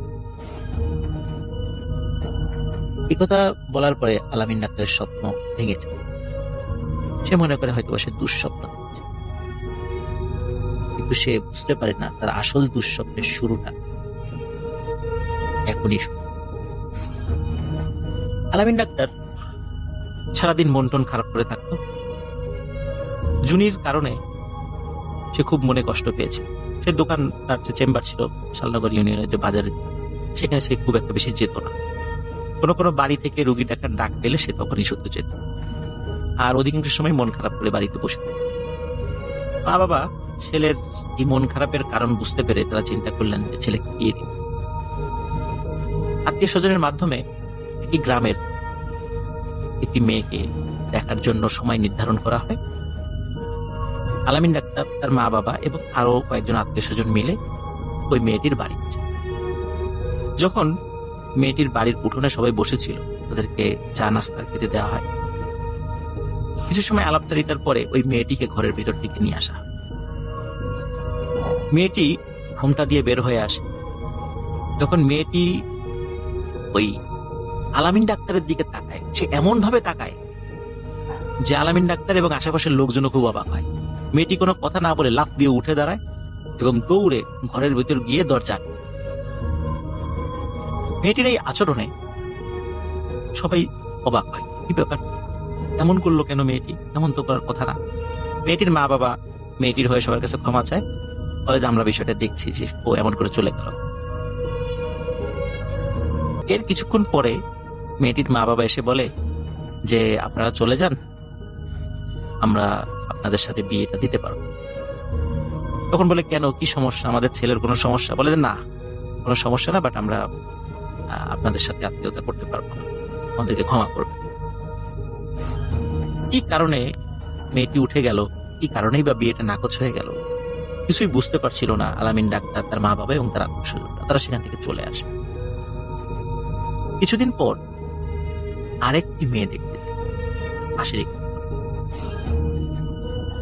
মেয়েটিকে যখন একই রকম ভাবে আলামিন ডাক্তারের সামনে নিয়ে আসা হয়, মেয়েটি চোখ বড় বড় করে আলামিনের ডাক্তারের দিকে তাকিয়ে বলে যে এটা কি? তখন আশেপাশের লোকজন বলে যে এই যে এটা তো আলামিন ডাক্তার। বলে না, এটা তো একটা মেয়ে মানুষ। সবাই হাসাহাসি শুরু করে, কি বলে, জলজান্ত একটা ছেলে শার্ট প্যান্ট পরে বসে আছে, আর এই মেয়ে বলে এটা নাকি মেয়ে মানুষ। তখন বলে না, এ তো উনি তো মেয়ে মানুষ, মেয়ে মানুষের সাথে কি মেয়ে মানুষের বিয়ে হয় না, আমি এ বিয়ে করব না, এই বলে সে উঠে চলে যায়। তো মেয়ের এই আচরণে সবাই অবাক হয়, কারণ আসলে তো সেখানে আলামিন ডাক্তার ছিল, কোনো মেয়ে মানুষ ছিল না। মেয়েটি বিয়ে করতে অস্বীকৃতি জানায়। এর কিছুদিন পরে আর একটা বাড়িতে আলামিন ডাক্তারকে নিয়ে যাওয়া হয়, সেখানে একটি মেয়ে দেখানোর জন্য। অদ্ভুত ব্যাপার, সেখানেও একই ঘটনা ঘটে, এবং সেখানকার মেয়েটি অনেক এগ্রেসিভ ছিল, সে খুবই বাজে আচরণ করে, এবং সে সবাইকে বলে যে আপনারা একটা মেয়ের সাথে আর একটা মেয়েকে বিয়ে দেওয়ার জন্য এখানে এসেছেন, এটাই ছিল আপনাদের মনে? সবাই বলে কই মেয়ে কই?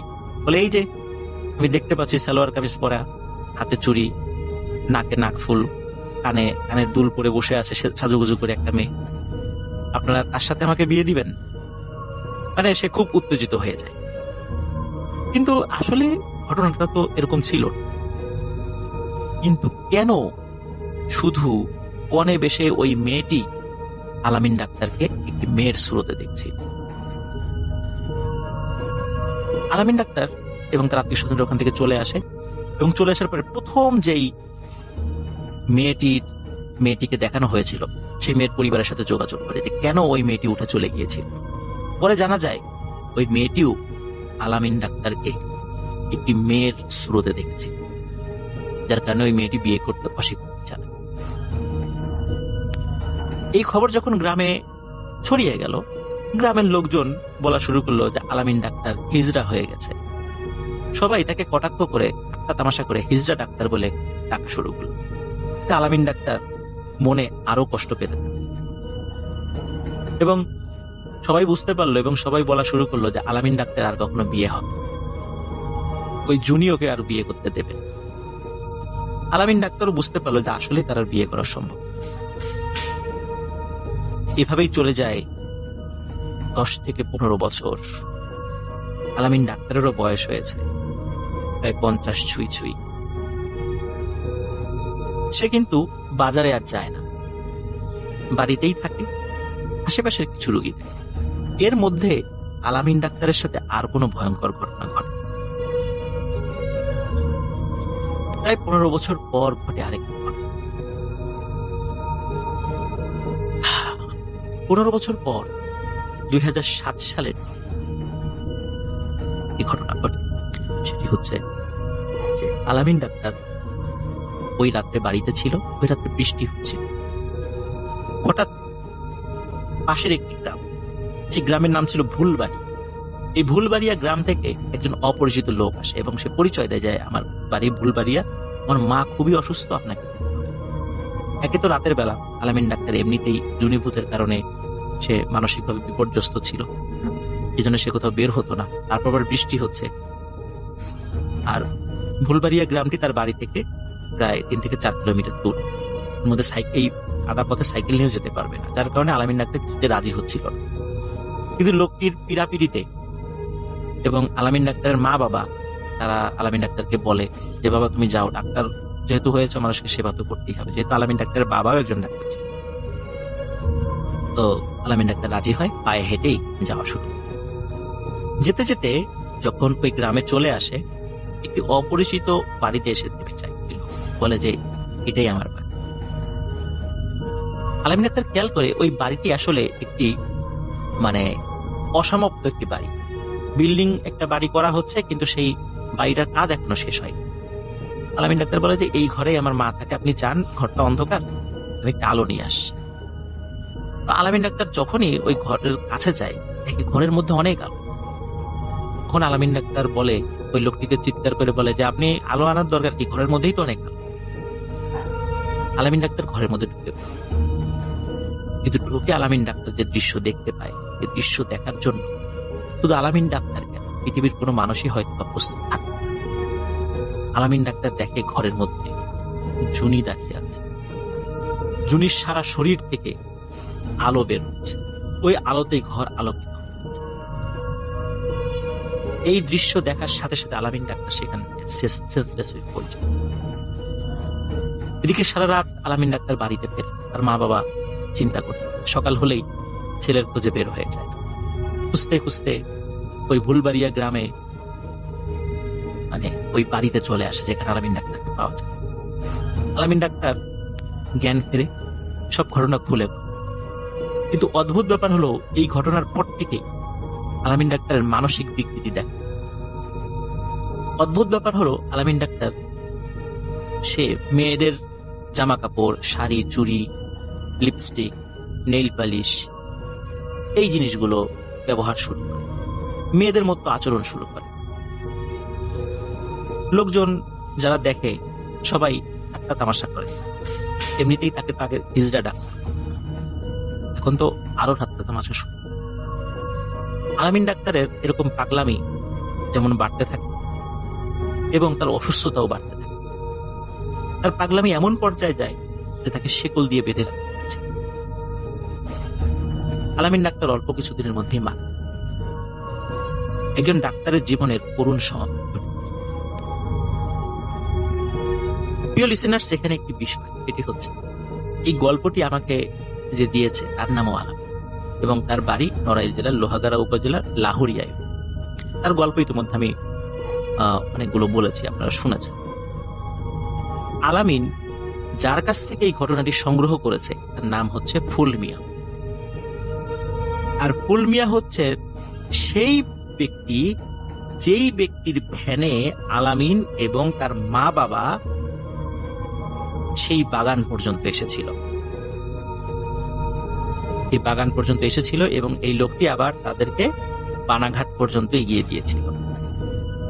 এই ফুল মিয়ার কাছ থেকে আলামিন এই ঘটনাটি সংগ্রহ করে। কিভাবে একটি ডাক্তারের জীবনের করুণ সমাপ্তি ঘটে, এই গল্পের মাধ্যমে আপনারা জানতে পারেন। প্রিয় লিসেনার্স, এই গল্পের মধ্যে কিছু মোরালস রয়েছে, এগুলো আমরা জানতে পারি।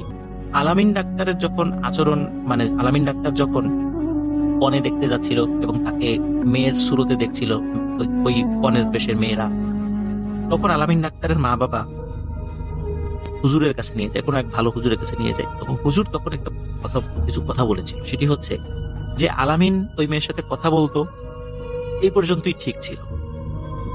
তাকে ওই মেয়েটি তার বাড়িতে নিয়ে গেছে, এই পর্যন্ত ঠিক ছিল। তারপরে আলামিন ডাক্তার বিয়ের জন্য যে পিড়াপিড়ি শুরু করে এবং অন্য লোকদেরকেও সেই বাড়িতে নিয়ে যায় এবং অনেক লোকের জানাজানি হয়ে যায়, এটি ওই জিন, জুনিভূতের ওই জিন সেটা মেনে নেয়, যার কারণে এই জিনটি তার পিছু লেগেছে। এর থেকে নিষ্কৃতি পাওয়ার আর কোনো উপায় নেই। তখন ওই হুজুর কিছু পরামর্শ দিয়েছিল, সেটি হচ্ছে জিনেরা যদি কোনো বিষয়ে রাজি না হয়, তাদেরকে পিড়াপিড়ি করে সেই কাজটি করাতে গেলে ভয়াবহ রকমের বিপদ হবে। এই জন্য জিনদেরকে দিয়ে কোনো কাজ করানো উচিত তাদের ইচ্ছার বিরুদ্ধে। এমনকি জিনেরা যদি ইচ্ছাও করে, তারপরেও তাদেরকে দিয়ে কোনো কাজ নেওয়াটা উচিত। প্রিয় লিসেনার্স, জুনিভূতের ফার্স্ট পার্ট ছিল এই গল্পটি। শুনেছি হচ্ছে আমার একজন বন্ধুর কাছ থেকে, ওর নাম হচ্ছে শরণ মাহমুদ, বাসা হচ্ছে ঢাকা দোহার। এবং এই ঘটনাটা ঢাকা দোহারেরই ঘটনা।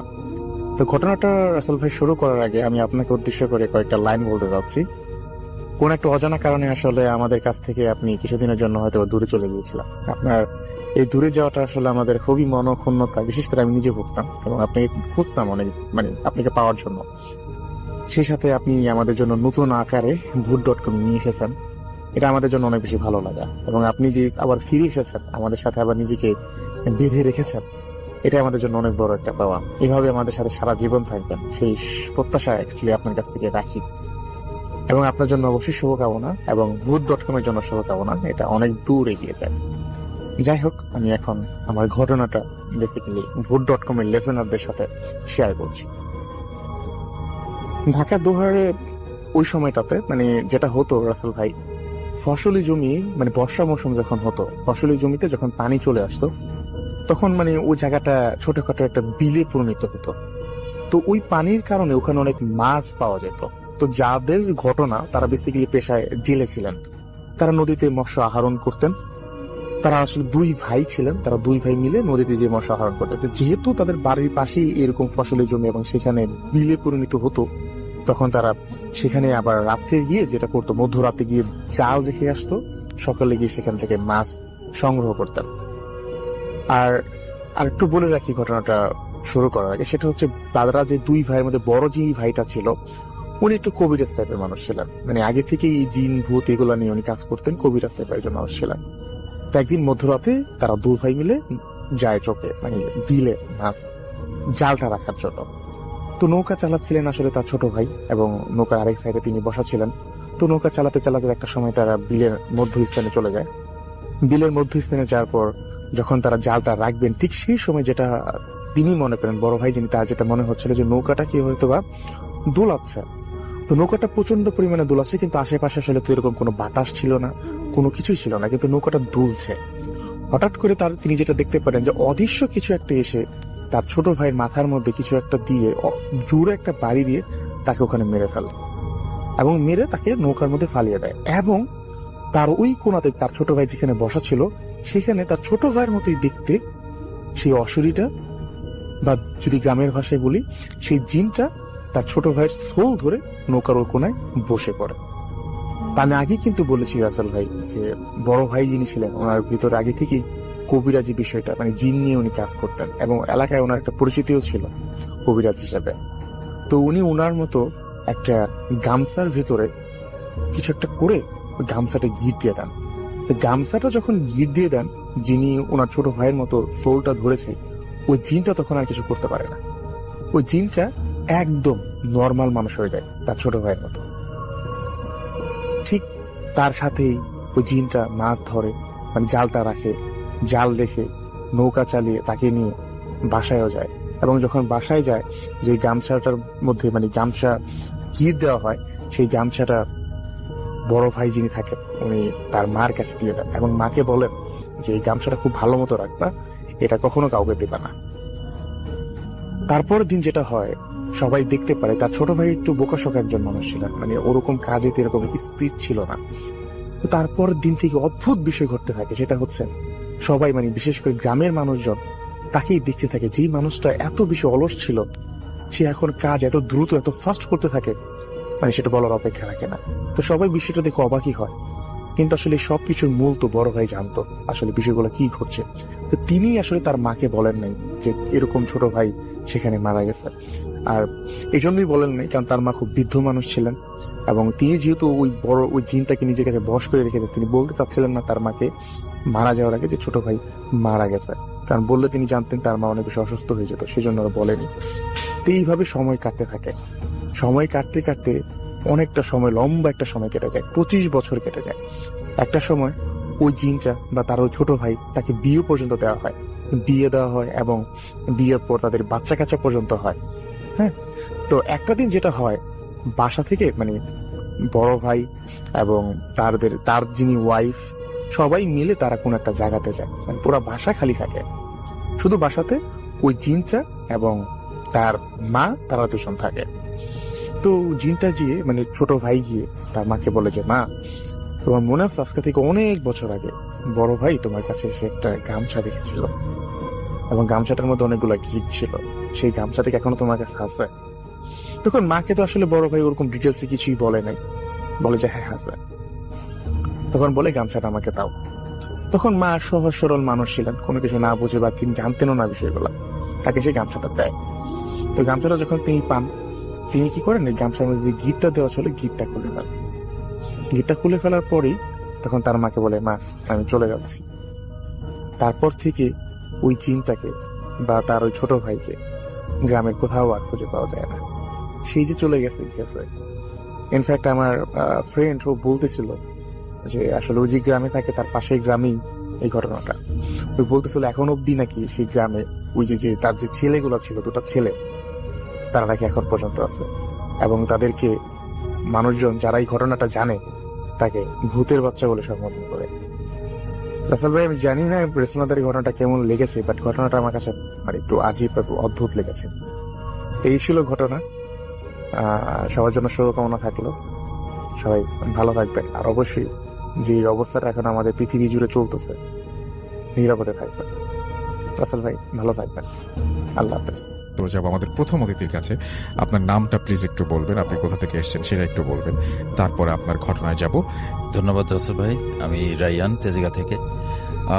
আমার এখনের যে ঘটনাটা আমি শেয়ার করব সেটা আমার নানার বাসার কেন্দ্রিক একটা ঘটনাই। আমি একদিন বিকাল বেলায় ছাদে হাঁটছিলাম, তো হঠাৎ করে দেখলাম যে নানা বাসার পাশের যে বিল্ডিংটা ওটার ছাদে একটা ঘুড়ি এসে পড়লো। তো আমি নানা বাসা থেকে নেমে ওই বিল্ডিংটাতে যাবার জন্য যখন সিঁড়ি দিয়ে উঠছি, তো অলমোস্ট যখন 4 তলায় উঠে গেছি, তো আমি সিঁড়ির জানালা দিয়ে একটু নিচের দিকে দেখলাম যে কিরকম দেখা যায় উপর থেকে নিচটা। তো অল অফ এ সাডেন আমি যখন ঘুরলাম ছাদের দিকে উঠবার জন্যে, হঠাৎ করে দেখতে পাচ্ছি যে চারদিক একেবারে বন্ধ, চারদিকে শুধু দেয়াল, কোনো সিঁড়ির অপশন নাই এবং একেবারে বদ্ধ একটা জায়গা। আমি গ্লাসের দিকে বেশ কয়েকবার ধাক্কা দিলাম, ওয়ালে ধাক্কা দিতে থাকলাম, বাট কোনো দিকেই কোনো আমি পথ পাচ্ছি না উপরে যাবার বা নিচের দিকে যাবার। এরপরে যখন আমি আবার ঘুরে সিঁড়ির ওই জানালার দিকে ফিরলাম, এরপর হঠাৎ করে ঘুরে আবার দেখি ঠিক আগের মতোই উপরে ওঠার সিঁড়িটাও দেখতে পাচ্ছি, নিচে যাবার সিঁড়িও দেখতে পাচ্ছি। তো এই অবস্থাতে আমার মধ্যে আর কোনো মানসিকতা কাজ করলো না যে আমি আবার ছাদে যাই। ওই অবস্থায় নাই তখন।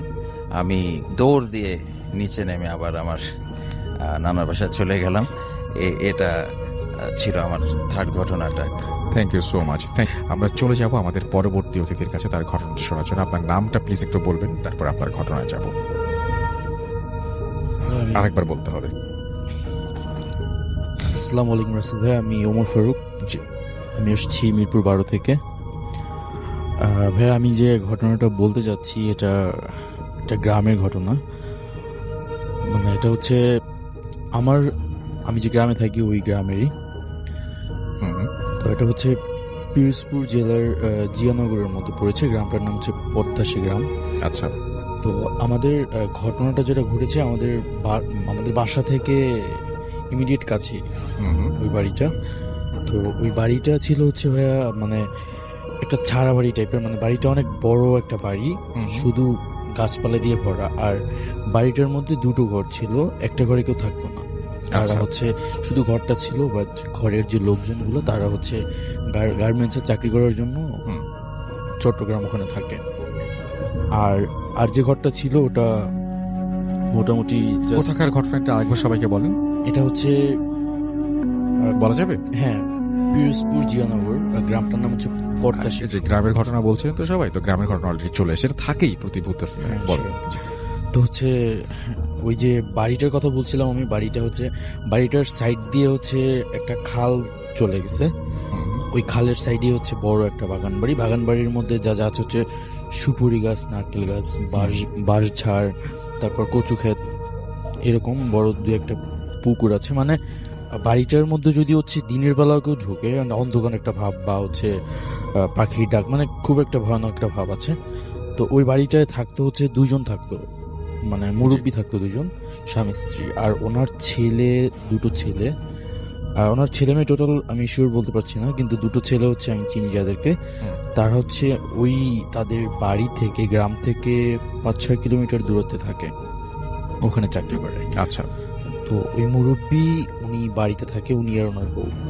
তো বাড়িতে থাকার কারণে ওনাকে তো সবকিছু বাড়ি দেখাশোনা করে রাখতে হয়, আর বাড়িটা হয়তো বা তাদের জমি জমার সমস্যা ছিল, এই জন্য বাড়ি পড়ে দেওয়ার জন্য থাকতো।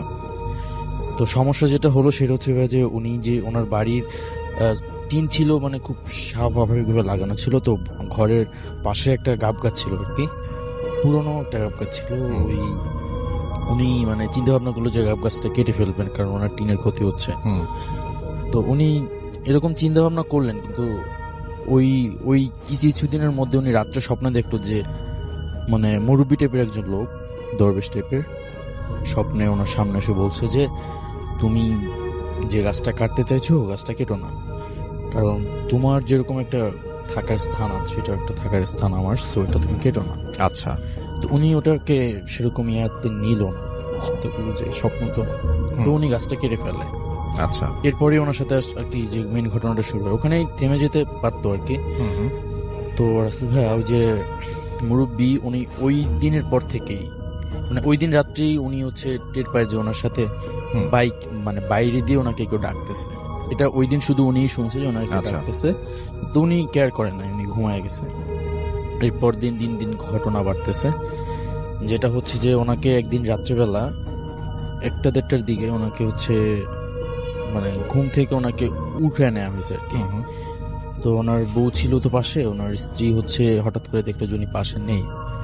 তো উনি চিন্তা করলো যদি বাইরে বের হয় আমাকে তো অবশ্যই নক দিবে, বা একা একা তো উনি বাইরে যাবে না, তো বড় বাগান বাড়ি। তো উনি যে গ্রামে হারিকেন বলে আর কি। আচ্ছা। তখন তো কারেন্ট ছিল না, এখনো মানে খুব রিসেন্ট কারেন্ট গেছে, মানে অজপরা টাইপের একটা গাছ ছিল ওটা। তো উনি হারিকেন নিয়ে নেমে হচ্ছে ওনার মানে আশেপাশে খোঁজাখুঁজি করে একা একা, যখন না পায় তখন হচ্ছে মানে চিৎকার চেঁচামেচি শুরু করে। তো শুরু করার পর আশেপাশ দিয়ে মানুষ আসে, মানুষজন এসে হচ্ছে দেখা যায় যে ওনাদের যে বাগান বাড়িটা, যে গ্রামে ভাইয়া ওটাকে মানে বের বলে থাকে আর কি, এটা সবাই বুঝবে না হয়তো বা। আচ্ছা। আর শহরে আমরা লেক বলে থাকি। আচ্ছা। জায়গায় লেক টাইপের কিছু ছিল, তো ওনাকে ওই লেকের মধ্যে পাওয়া যায়। উনি ওই জায়গায় আছে, মানে খুব খারাপ অবস্থায় আছে, গায়ে কাদা মাখা পানির মধ্যে। ওখান থেকে ওনাকে রাত্রে উদ্ধার করা হয়। তো উনি কিছুই বলতে পারছিল না, জিজ্ঞেস করার পর যে কি হয়েছিল। তো ওই দিন গেল। তো আর উনি হচ্ছে এবার যখন রাত্রে ঘুমাতো দেখতো যে, আমি বলছি যে ওনাদের যে ঘরটা ছিল, ঘরটা হচ্ছে খুবই নর্মাল ছিল, নামের ঘর ছিল, কিন্তু উনি ওই রাত্রেবেলা যখন ঘুমাইতো, যে চাঁদের আলো পড়তো, উনি দেখতে পাইতো যে ওনাদের বাড়ির মানে অনেক বড় বড় গাছ ছিল, তো ওই ফাঁকা দিয়ে দেখতো যে কোনো গাছ দিয়ে ওনাকে ডাকতেছে বা ওনার দিক তাকায় বিদ্যুৎ ভাবে হাসাহাসি করতেছে। তো এটা দেখার পর আর উনি এই যে টর্চারটা হয়েছে, এরপর উনি অনেক অসুস্থ হয়ে পড়ছে। এরপর ওনার ছেলে আসছে, ওনার নাতাতি আসছে, সবাই বাড়িতে ছিল। হঠাৎ করে আর একদিন ওরকম মানে ওই দিন রাত্রে কেউ খেয়াল করে না যে উনি নাই। সকালবেলা ফজরের দিকে হচ্ছে ওনার যে নাতি ছিল, নাতি হচ্ছে বাথরুমে গেছে আর কি। আর ভাইয়া গ্রামের যে কিছু কিছু বাড়িতে এখনো হয়তোবা দেখা যায় যে বাথরুমটা খুবই নর্মাল, মানে হচ্ছে সুপুরি গাছের যে হচ্ছে পাতাটা ওটা দিয়ে হচ্ছে মানে চারোদিক দিয়ে বেড়া দেয়া আর কি, ওই রকম গাছ দিয়ে করা। গ্রামে এরকম এখনো বাথরুম ওগুলো আছে। তো ওই টাইপের একটা বাথরুম ওই বাড়িতে ছিল। তো ওই যে ওনার নাতি সকালে ফজরের আগে দিয়ে উনি মানে ওয়াশরুমে গেছে, বাথরুমে যাওয়ার পর দেখে যে ওর যে মানে দাদু ছিল উনি ওই বাথরুমের মধ্যে পড়ে আছে, তার সমস্ত গায়ে হচ্ছে ময়লা। তো এটা দেখার পর ও তো সবাইকে ডেকে আনার পর ওখান থেকে উঠানো হয়, গোসল করানো হয়। আজকেও সেম কাহিনী, উনি কিছু বলতে পারতেছে না যে উনি ওই জায়গায় কিভাবে গেল। এরকম হওয়ার পর ভাইয়া এই যে এর মধ্যে আরো 2-1 দিন ওনাকে এরকম রাত্রেবেলা নিয়ে যাওয়া হয়েছে। তো সবাই এবার ওনার বাড়িতে সবাই চলে আসছে এই কাহিনী শোনার পরে। তো এরপর হচ্ছে ওনাকে হচ্ছে ডাক্তার দেখানো হলো। তো ডাক্তার দেখানোতে কোনো লাভ হয় নাই ভাইয়া, উনি হচ্ছে কিছুদিন পরে আস্তে আস্তে করে মানে অসুস্থ হয়ে মারা গেছে। তো ভাই এখানেও ঘটনা শেষ হলে কিন্তু পারতো, বাট যেটা শুরু হলো যে উনি মানে মারা যাওয়ার পরে ওই বাড়িতে যেটা হতো, ওনার কিন্তু স্ত্রী ছিল, উনি তো মারা গেল। তো দেখা যেত যে ওনার রূপ নিয়ে, আচ্ছা আর একটা জিনিস মিস করছি, সরি ফর দ্যাট, সেটা হচ্ছে যে উনি যখন মারা যাওয়া হয় ওনাকে নিয়ে যাওয়া হচ্ছিল যে তার ছেলেরা যে শহরে থাকতো, ওটা হচ্ছে 5-6 কিলোমিটার দূরে, ওখানে হসপিটালে ওখানে ডাক্তার দেখানোর পর ওখানেরই একটা সরকারি কবরস্থানে ওকে মাটি দেওয়া হয়। তো এটা কিন্তু ওনার এই গ্রামের বাড়ি থেকে 5-6 কিলোমিটার দূরে। তো ওখান থেকে উনি তো আর এখানে আসা সম্ভব না, ওনাকে ওখানেই মাটি দেওয়া হয়। কিন্তু যেটা দেখা যায় যে পরের রাতগুলোতে সন্ধ্যার পরেই দেখা যায় যে ওনার আকৃতি ধরে ওই ঘরটার আশেপাশে ঘুরতেছে, ঘরটার মধ্যে উঠতেছে, মানে উঠতে চাচ্ছে, ঘরের মধ্যে উঠতে পারতেছে না, কিন্তু ওর আশেপাশে ঘুরতেছে সাদা কাপড় পরা। তো এটা ভাই খুব বাজে একটা সিচুয়েশন হয়ে গেছিল গ্রামে।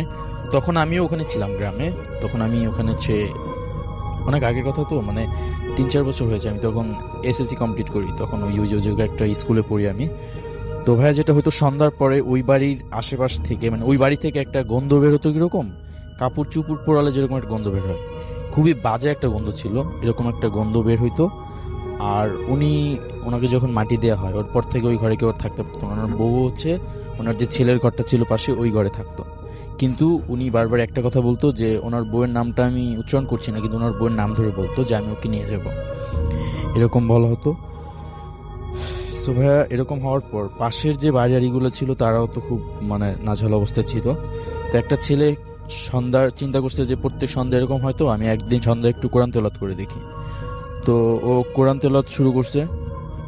এবার হচ্ছে ঘর থেকে ঘোরাঘুরি, ওই ঘরের পাশে এখন আর ঘুরছে না, ওনাদের সীমানার লাস্টে এসে ওকে চিৎকার করে বলতেছে যে তুই কোরআন তেলাওয়াত কর, অফ কর, নাহলে কিন্তু তোর ক্ষতি করে ফেলবো, আমি তোদের কিছু করতে চাচ্ছি না, তোরা জাস্ট ওকে আমারে দিয়ে দে। ওনার স্ত্রীর কথা বলতেছে, ওকে আমারে দিয়ে দে। আর ওকে দেওয়ার কারণ হচ্ছে ভাইয়া, ওই যে গাছটা কাটছিল, উনি ওনার স্ত্রীকে জিজ্ঞেস বলছিল, ওনার স্ত্রীও সেম কথা বলছে যে কেটে ফেলো, ওগুলো কি বিশেষ করে, এই জন্য ওনার বইয়ের উপর ও রাখছিল। তো ভাইয়া আর এরকম হওয়ার পর ও ওর কোরআন তেলাওয়াত করা বন্ধ করে দিয়েছে, ও ভয় পেয়ে গেছে আর কি। আর যেটা হয়তো ওই রকম দেখে সন্ধ্যার পরে প্রত্যেকটা ঘরে গ্যাঞ্জাম লাগতো, মানে স্বামী স্ত্রীর মধ্যে কিচ্ছু হয় না সারাদিন, হঠাৎ করে স্বামী তার স্ত্রীকে ধূপধাপ মার শুরু করতেছে রিজন ছাড়া, এরকম শুরু হয়। তো হ্যাঁ, এরকম করতে করতে ওই বাড়ির একজন জামাই ছিল, উনি চট্টগ্রাম থাকতো, গার্মেন্টসে চাকরি করতো, উনি এই খবর পেয়ে বাড়িতে আসে। তো উনি সামথিং শুনছে যে হচ্ছে উনি মারা গেছে বা অসুস্থ এরকম, কিন্তু উনি আস্তে আস্তে হয়তো বা রাত 11টার মতো বাজছে, চাঁদনি রাত ছিল, উনি ওই বাড়ির সীমানায়, আমি বলছি কিন্তু যে ওই বাড়ির পাশে একটা খাল ছিল, তো খালটার উপরে সাঁকো আছে, সাঁকো পার হয়ে উনি বাড়িতে ঢুকতে হয়। উনি যখন সাঁকো পার হয় তখন দেখে যে ওই যে মুরব্বী ছিল আর কি, যে মারা গেছে, উনি ওনার সামনে এসে দাঁড়াইছে। কিন্তু অদ্ভুত ছিল যে ওনার সাইজটা ছিল একটু ডিফারেন্ট, খাটো টাইপের ছিল। কিন্তু উনি যখন ঢুকে ফর্মালিটি মেডেন সালাম দিল, সালামের উত্তর দেয় না, কিন্তু উনি আস্তে আস্তে করে লম্বা হচ্ছে। ফার্স্টে ছিল এক হাইট, পরে হাইট বাড়তেছে। তো এইটা দেখে উনি হচ্ছে মেনে নিতে পারে না, উনি ওখানে অজ্ঞান হয়ে পড়ে যায়, পরে ওনার জ্বর হয়ে ওনার অবস্থা খুব খারাপ হয়ে যায়। কিন্তু এখন ব্যাপারটা হচ্ছিল যে ওনাদের যে জাস্ট ফ্যামিলিরা শুধু ক্ষতিগ্রস্ত হচ্ছে না, ভয় পাচ্ছে না, পুরো গ্রামবাসী একটা ইয়ার মধ্যে ছিল, আতঙ্কের মধ্যে ছিল, সন্ধ্যার পরে কেউই বাইরে বেরোতে পারতো না। তো এরপর ভাইয়া সবাই মিলে সিদ্ধান্ত নিল যে এইটাকে কিছু একটা করতে হবে। তো এরপর ওখানের দু একজন কবিরাজকে নিয়ে আসা হয়, আর আমাদের ওখানে বাজারের একটা মসজিদ আছে, মানে ওই মসজিদের ইমাম সাহেবকে খবর দেওয়া হয়। তো উনি ফার্স্টে রাজি হয়নি, তারপরে 2-3 জন মিলে আর কি ওই বাড়িতে সন্ধ্যা একটা করে আসর করে, অনেক গ্রামবাসী ছিল ওখানে। আসর করার পর হচ্ছে সামথিং কিছু হচ্ছে তারা দোয়া পড়লো, আর হচ্ছে মানে লোহার রড টাইপের ছিল অনেকগুলা, ঝাড়ু এইসব অনেক কিছু ছিল। তো ওনারা একটা গোল একটা দিয়ে ওখানে চাইরো সাইড দিছিল আগুন দিয়ে, তারপর ওখানে হচ্ছে ওকে হাজির করা হয়। মানে কিছু দেখা যায় না, কিন্তু আওয়াজ আসছিল ওখান থেকে, আর ওখানের যে আগুনটা ওটা নিভে গেছিল আর কি। এরপর বলা হয় যে তুই কেন আসছিস, তো ঘটনাটা পুরাই বলে যে এরকম এরকম হয়েছিল, আমি নিষেধ করার পর হয়েছে। তারপর ওকে চলে যেতে বলা হয়, ও কোনোভাবেই যেতে চায় না। লাস্ট টাইম মানে দোয়া দুরুদ পড়ার কারণে তারপর বলে যে কি কি নিয়ে যাবি, তারপর বলে যে এই বাড়ির যে বড় গাছটা আছে এই গাছের আমি ডালটা নিয়ে যাব, ওটা হচ্ছে সিরাজ গাছ ছিল আর কি। তো এরকম অনেক কিছুর পর ওখান থেকে ছোটদের সরায় দেওয়া হয়। তারপর কিছুক্ষণ পরে মানে সবকিছু ঠান্ডাই ছিল, একটা ঝড়ের মতো আসে আর কি, আর ওই যে গাছটা ছিল গাছের একটা ডাল নিয়ে চলে যায় আর কি। তো এরপর থেকে ওই বাড়িতে এখন কেউ নাই, কিন্তু বাড়ির আশেপাশে এরকম কোনো সমস্যা এখনো পর্যন্ত নেই। কিন্তু তখন এটা খুব প্রচলিত ছিল, মানে সবাই জানে ব্যাপারটা এখনো, যারা ওখানে ওই টাইমটা ছিল আর কি। এটাই ধন্যবাদ আপনাকে।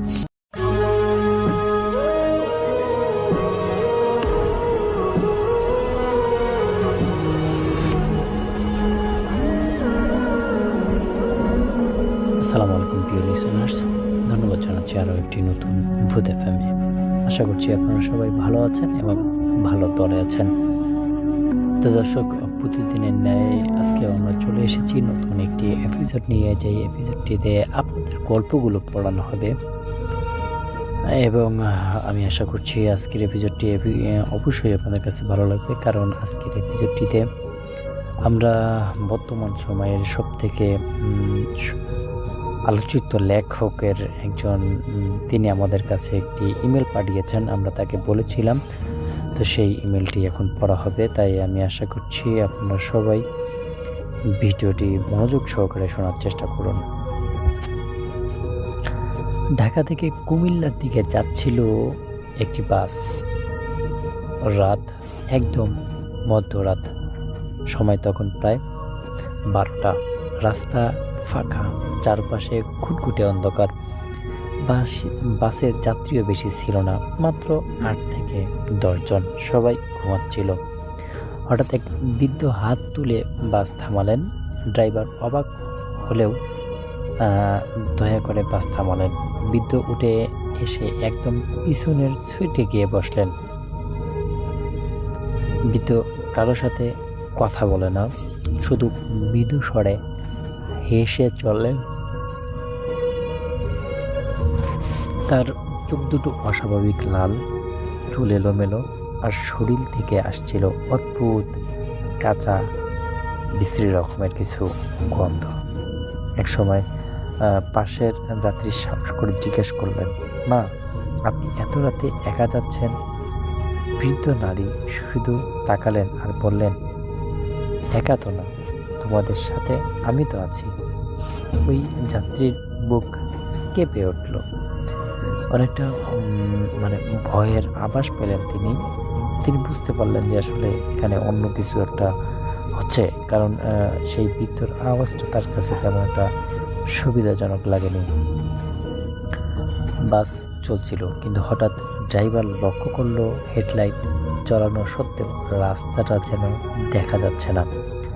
পুরো রাস্তাটা কালো ধোঁয়ায় ঢাকা।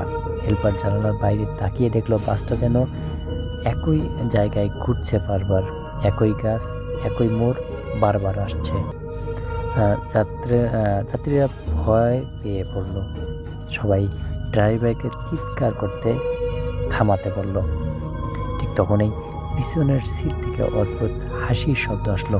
সবাই তাকিয়ে দেখলো ওই বৃদ্ধ আর বৃদ্ধ নেই। তার মুখ লম্বা হয়ে গেছে, দাঁত বের হয়ে আছে, চোখ থেকে রক্ত ঝরছে। সে দাঁড়িয়ে বলল, তোমরা কেউ আর গন্তব্যে পৌঁছাবে না, তোমরা সবাই আমার সাথেই থাকবে। ড্রাইভার জোর করে ব্রেক কষলো। সবাই চিৎকার করে জানালা দিয়ে ভেঙে দৌড়ে নামলো, কিন্তু আশ্চর্য, বাসের বাহিরের দিকে তারা দেখে রাস্তা নেই, চারপাশে শুধু কবরের সারি। এমন একটা স্থান আসলে তারা ভেবেও খুঁজে পাচ্ছিল না যে আসলে তারা এখানে কিভাবে আসলো, আর বাস দিয়ে কবরস্থানে যাওয়া কি আসলে কখনোই সম্ভব? তাদের মনে এই সমস্ত প্রশ্ন আসা শুরু করলো। ভোর হওয়ার পর গ্রামের লোকেরা রাস্তার পাশে কয়েকজনকে অচেতন অবস্থায় পায়।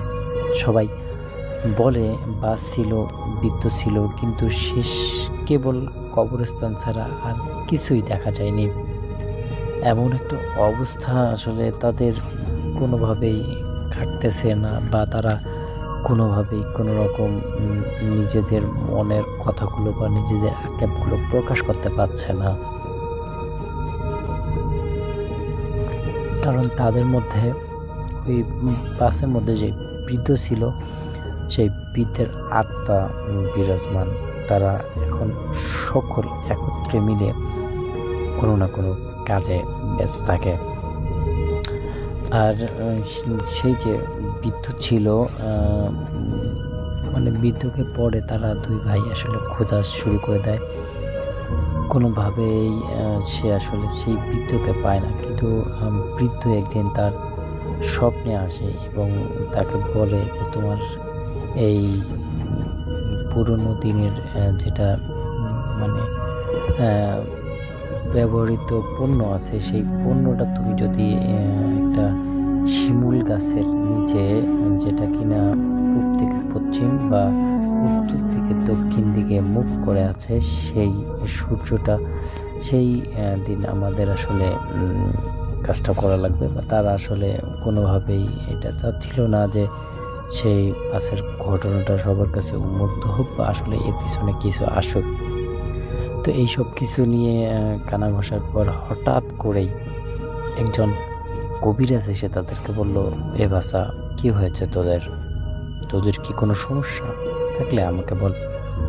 প্রথমে মিস্ট্রি ড্রাইভার দুজন আসলে চেক করলো এবং তারা অনেকক্ষণ থাকার চেষ্টা করলো যে আসলে এর কোনো সাইড এফেক্ট আছে নাকি, তাও সেটা আবার পুকুরের উপরে। আর দর্শক, আপনারা তো একটু বেশি সকলেই জানেন যে পুকুরের উপরের মেয়েদের তো এরকম অবস্থা থেকে তারা জানতে চাইলো যে কিভাবে এখান থেকে তারা পরিত্রাণ হবে, বা এরকম তাদের প্রতিষ্ঠানের সামনে যদি চলতে থাকে তাহলে তারা হয়তো একদিন তাদের রিপুটেশনটাও নষ্ট করে ফেলবে। এই জন্যই তারা আসলে কোনোভাবেই সেখান থেকে যাচ্ছিল না। তো অবশেষে সেই বৃদ্ধ মানে শেষ সময়ে একটি কথা বলেছিল, যে কথাটি তারা এখনো বলেনি। মধ্যরাতে এক বৃদ্ধ ওঠে, তাকে নামানো যায় না, যেই নামাবে সেই আটকে যাবে, এমন একটি কথা তিনি বলেছিলেন। তো দর্শক, আসলে এইরকমভাবেই তিনি গল্পটি শেষ করেছেন। তো আশা করছি আজকের গল্পটি কিন্তু আপনাদের কাছে ভালো লাগবে, কারণ আপনাদের মন্তব্য এবং আপনাদের ইমেলগুলো দিয়েই কিন্তু সাজানো হয়েছে আজকের গল্পটি। দর্শক, নেক্সটে যে এপিসোডটা আমরা করবো, সেই এপিসোডটিতে অবশ্যই আমরা ভাইয়ের গাড়িতে উদ্বোধনী করার চেষ্টা করব। তো দর্শক, ভালো থাকবেন, সুস্থ থাকবেন, আল্লাহ হাফেজ।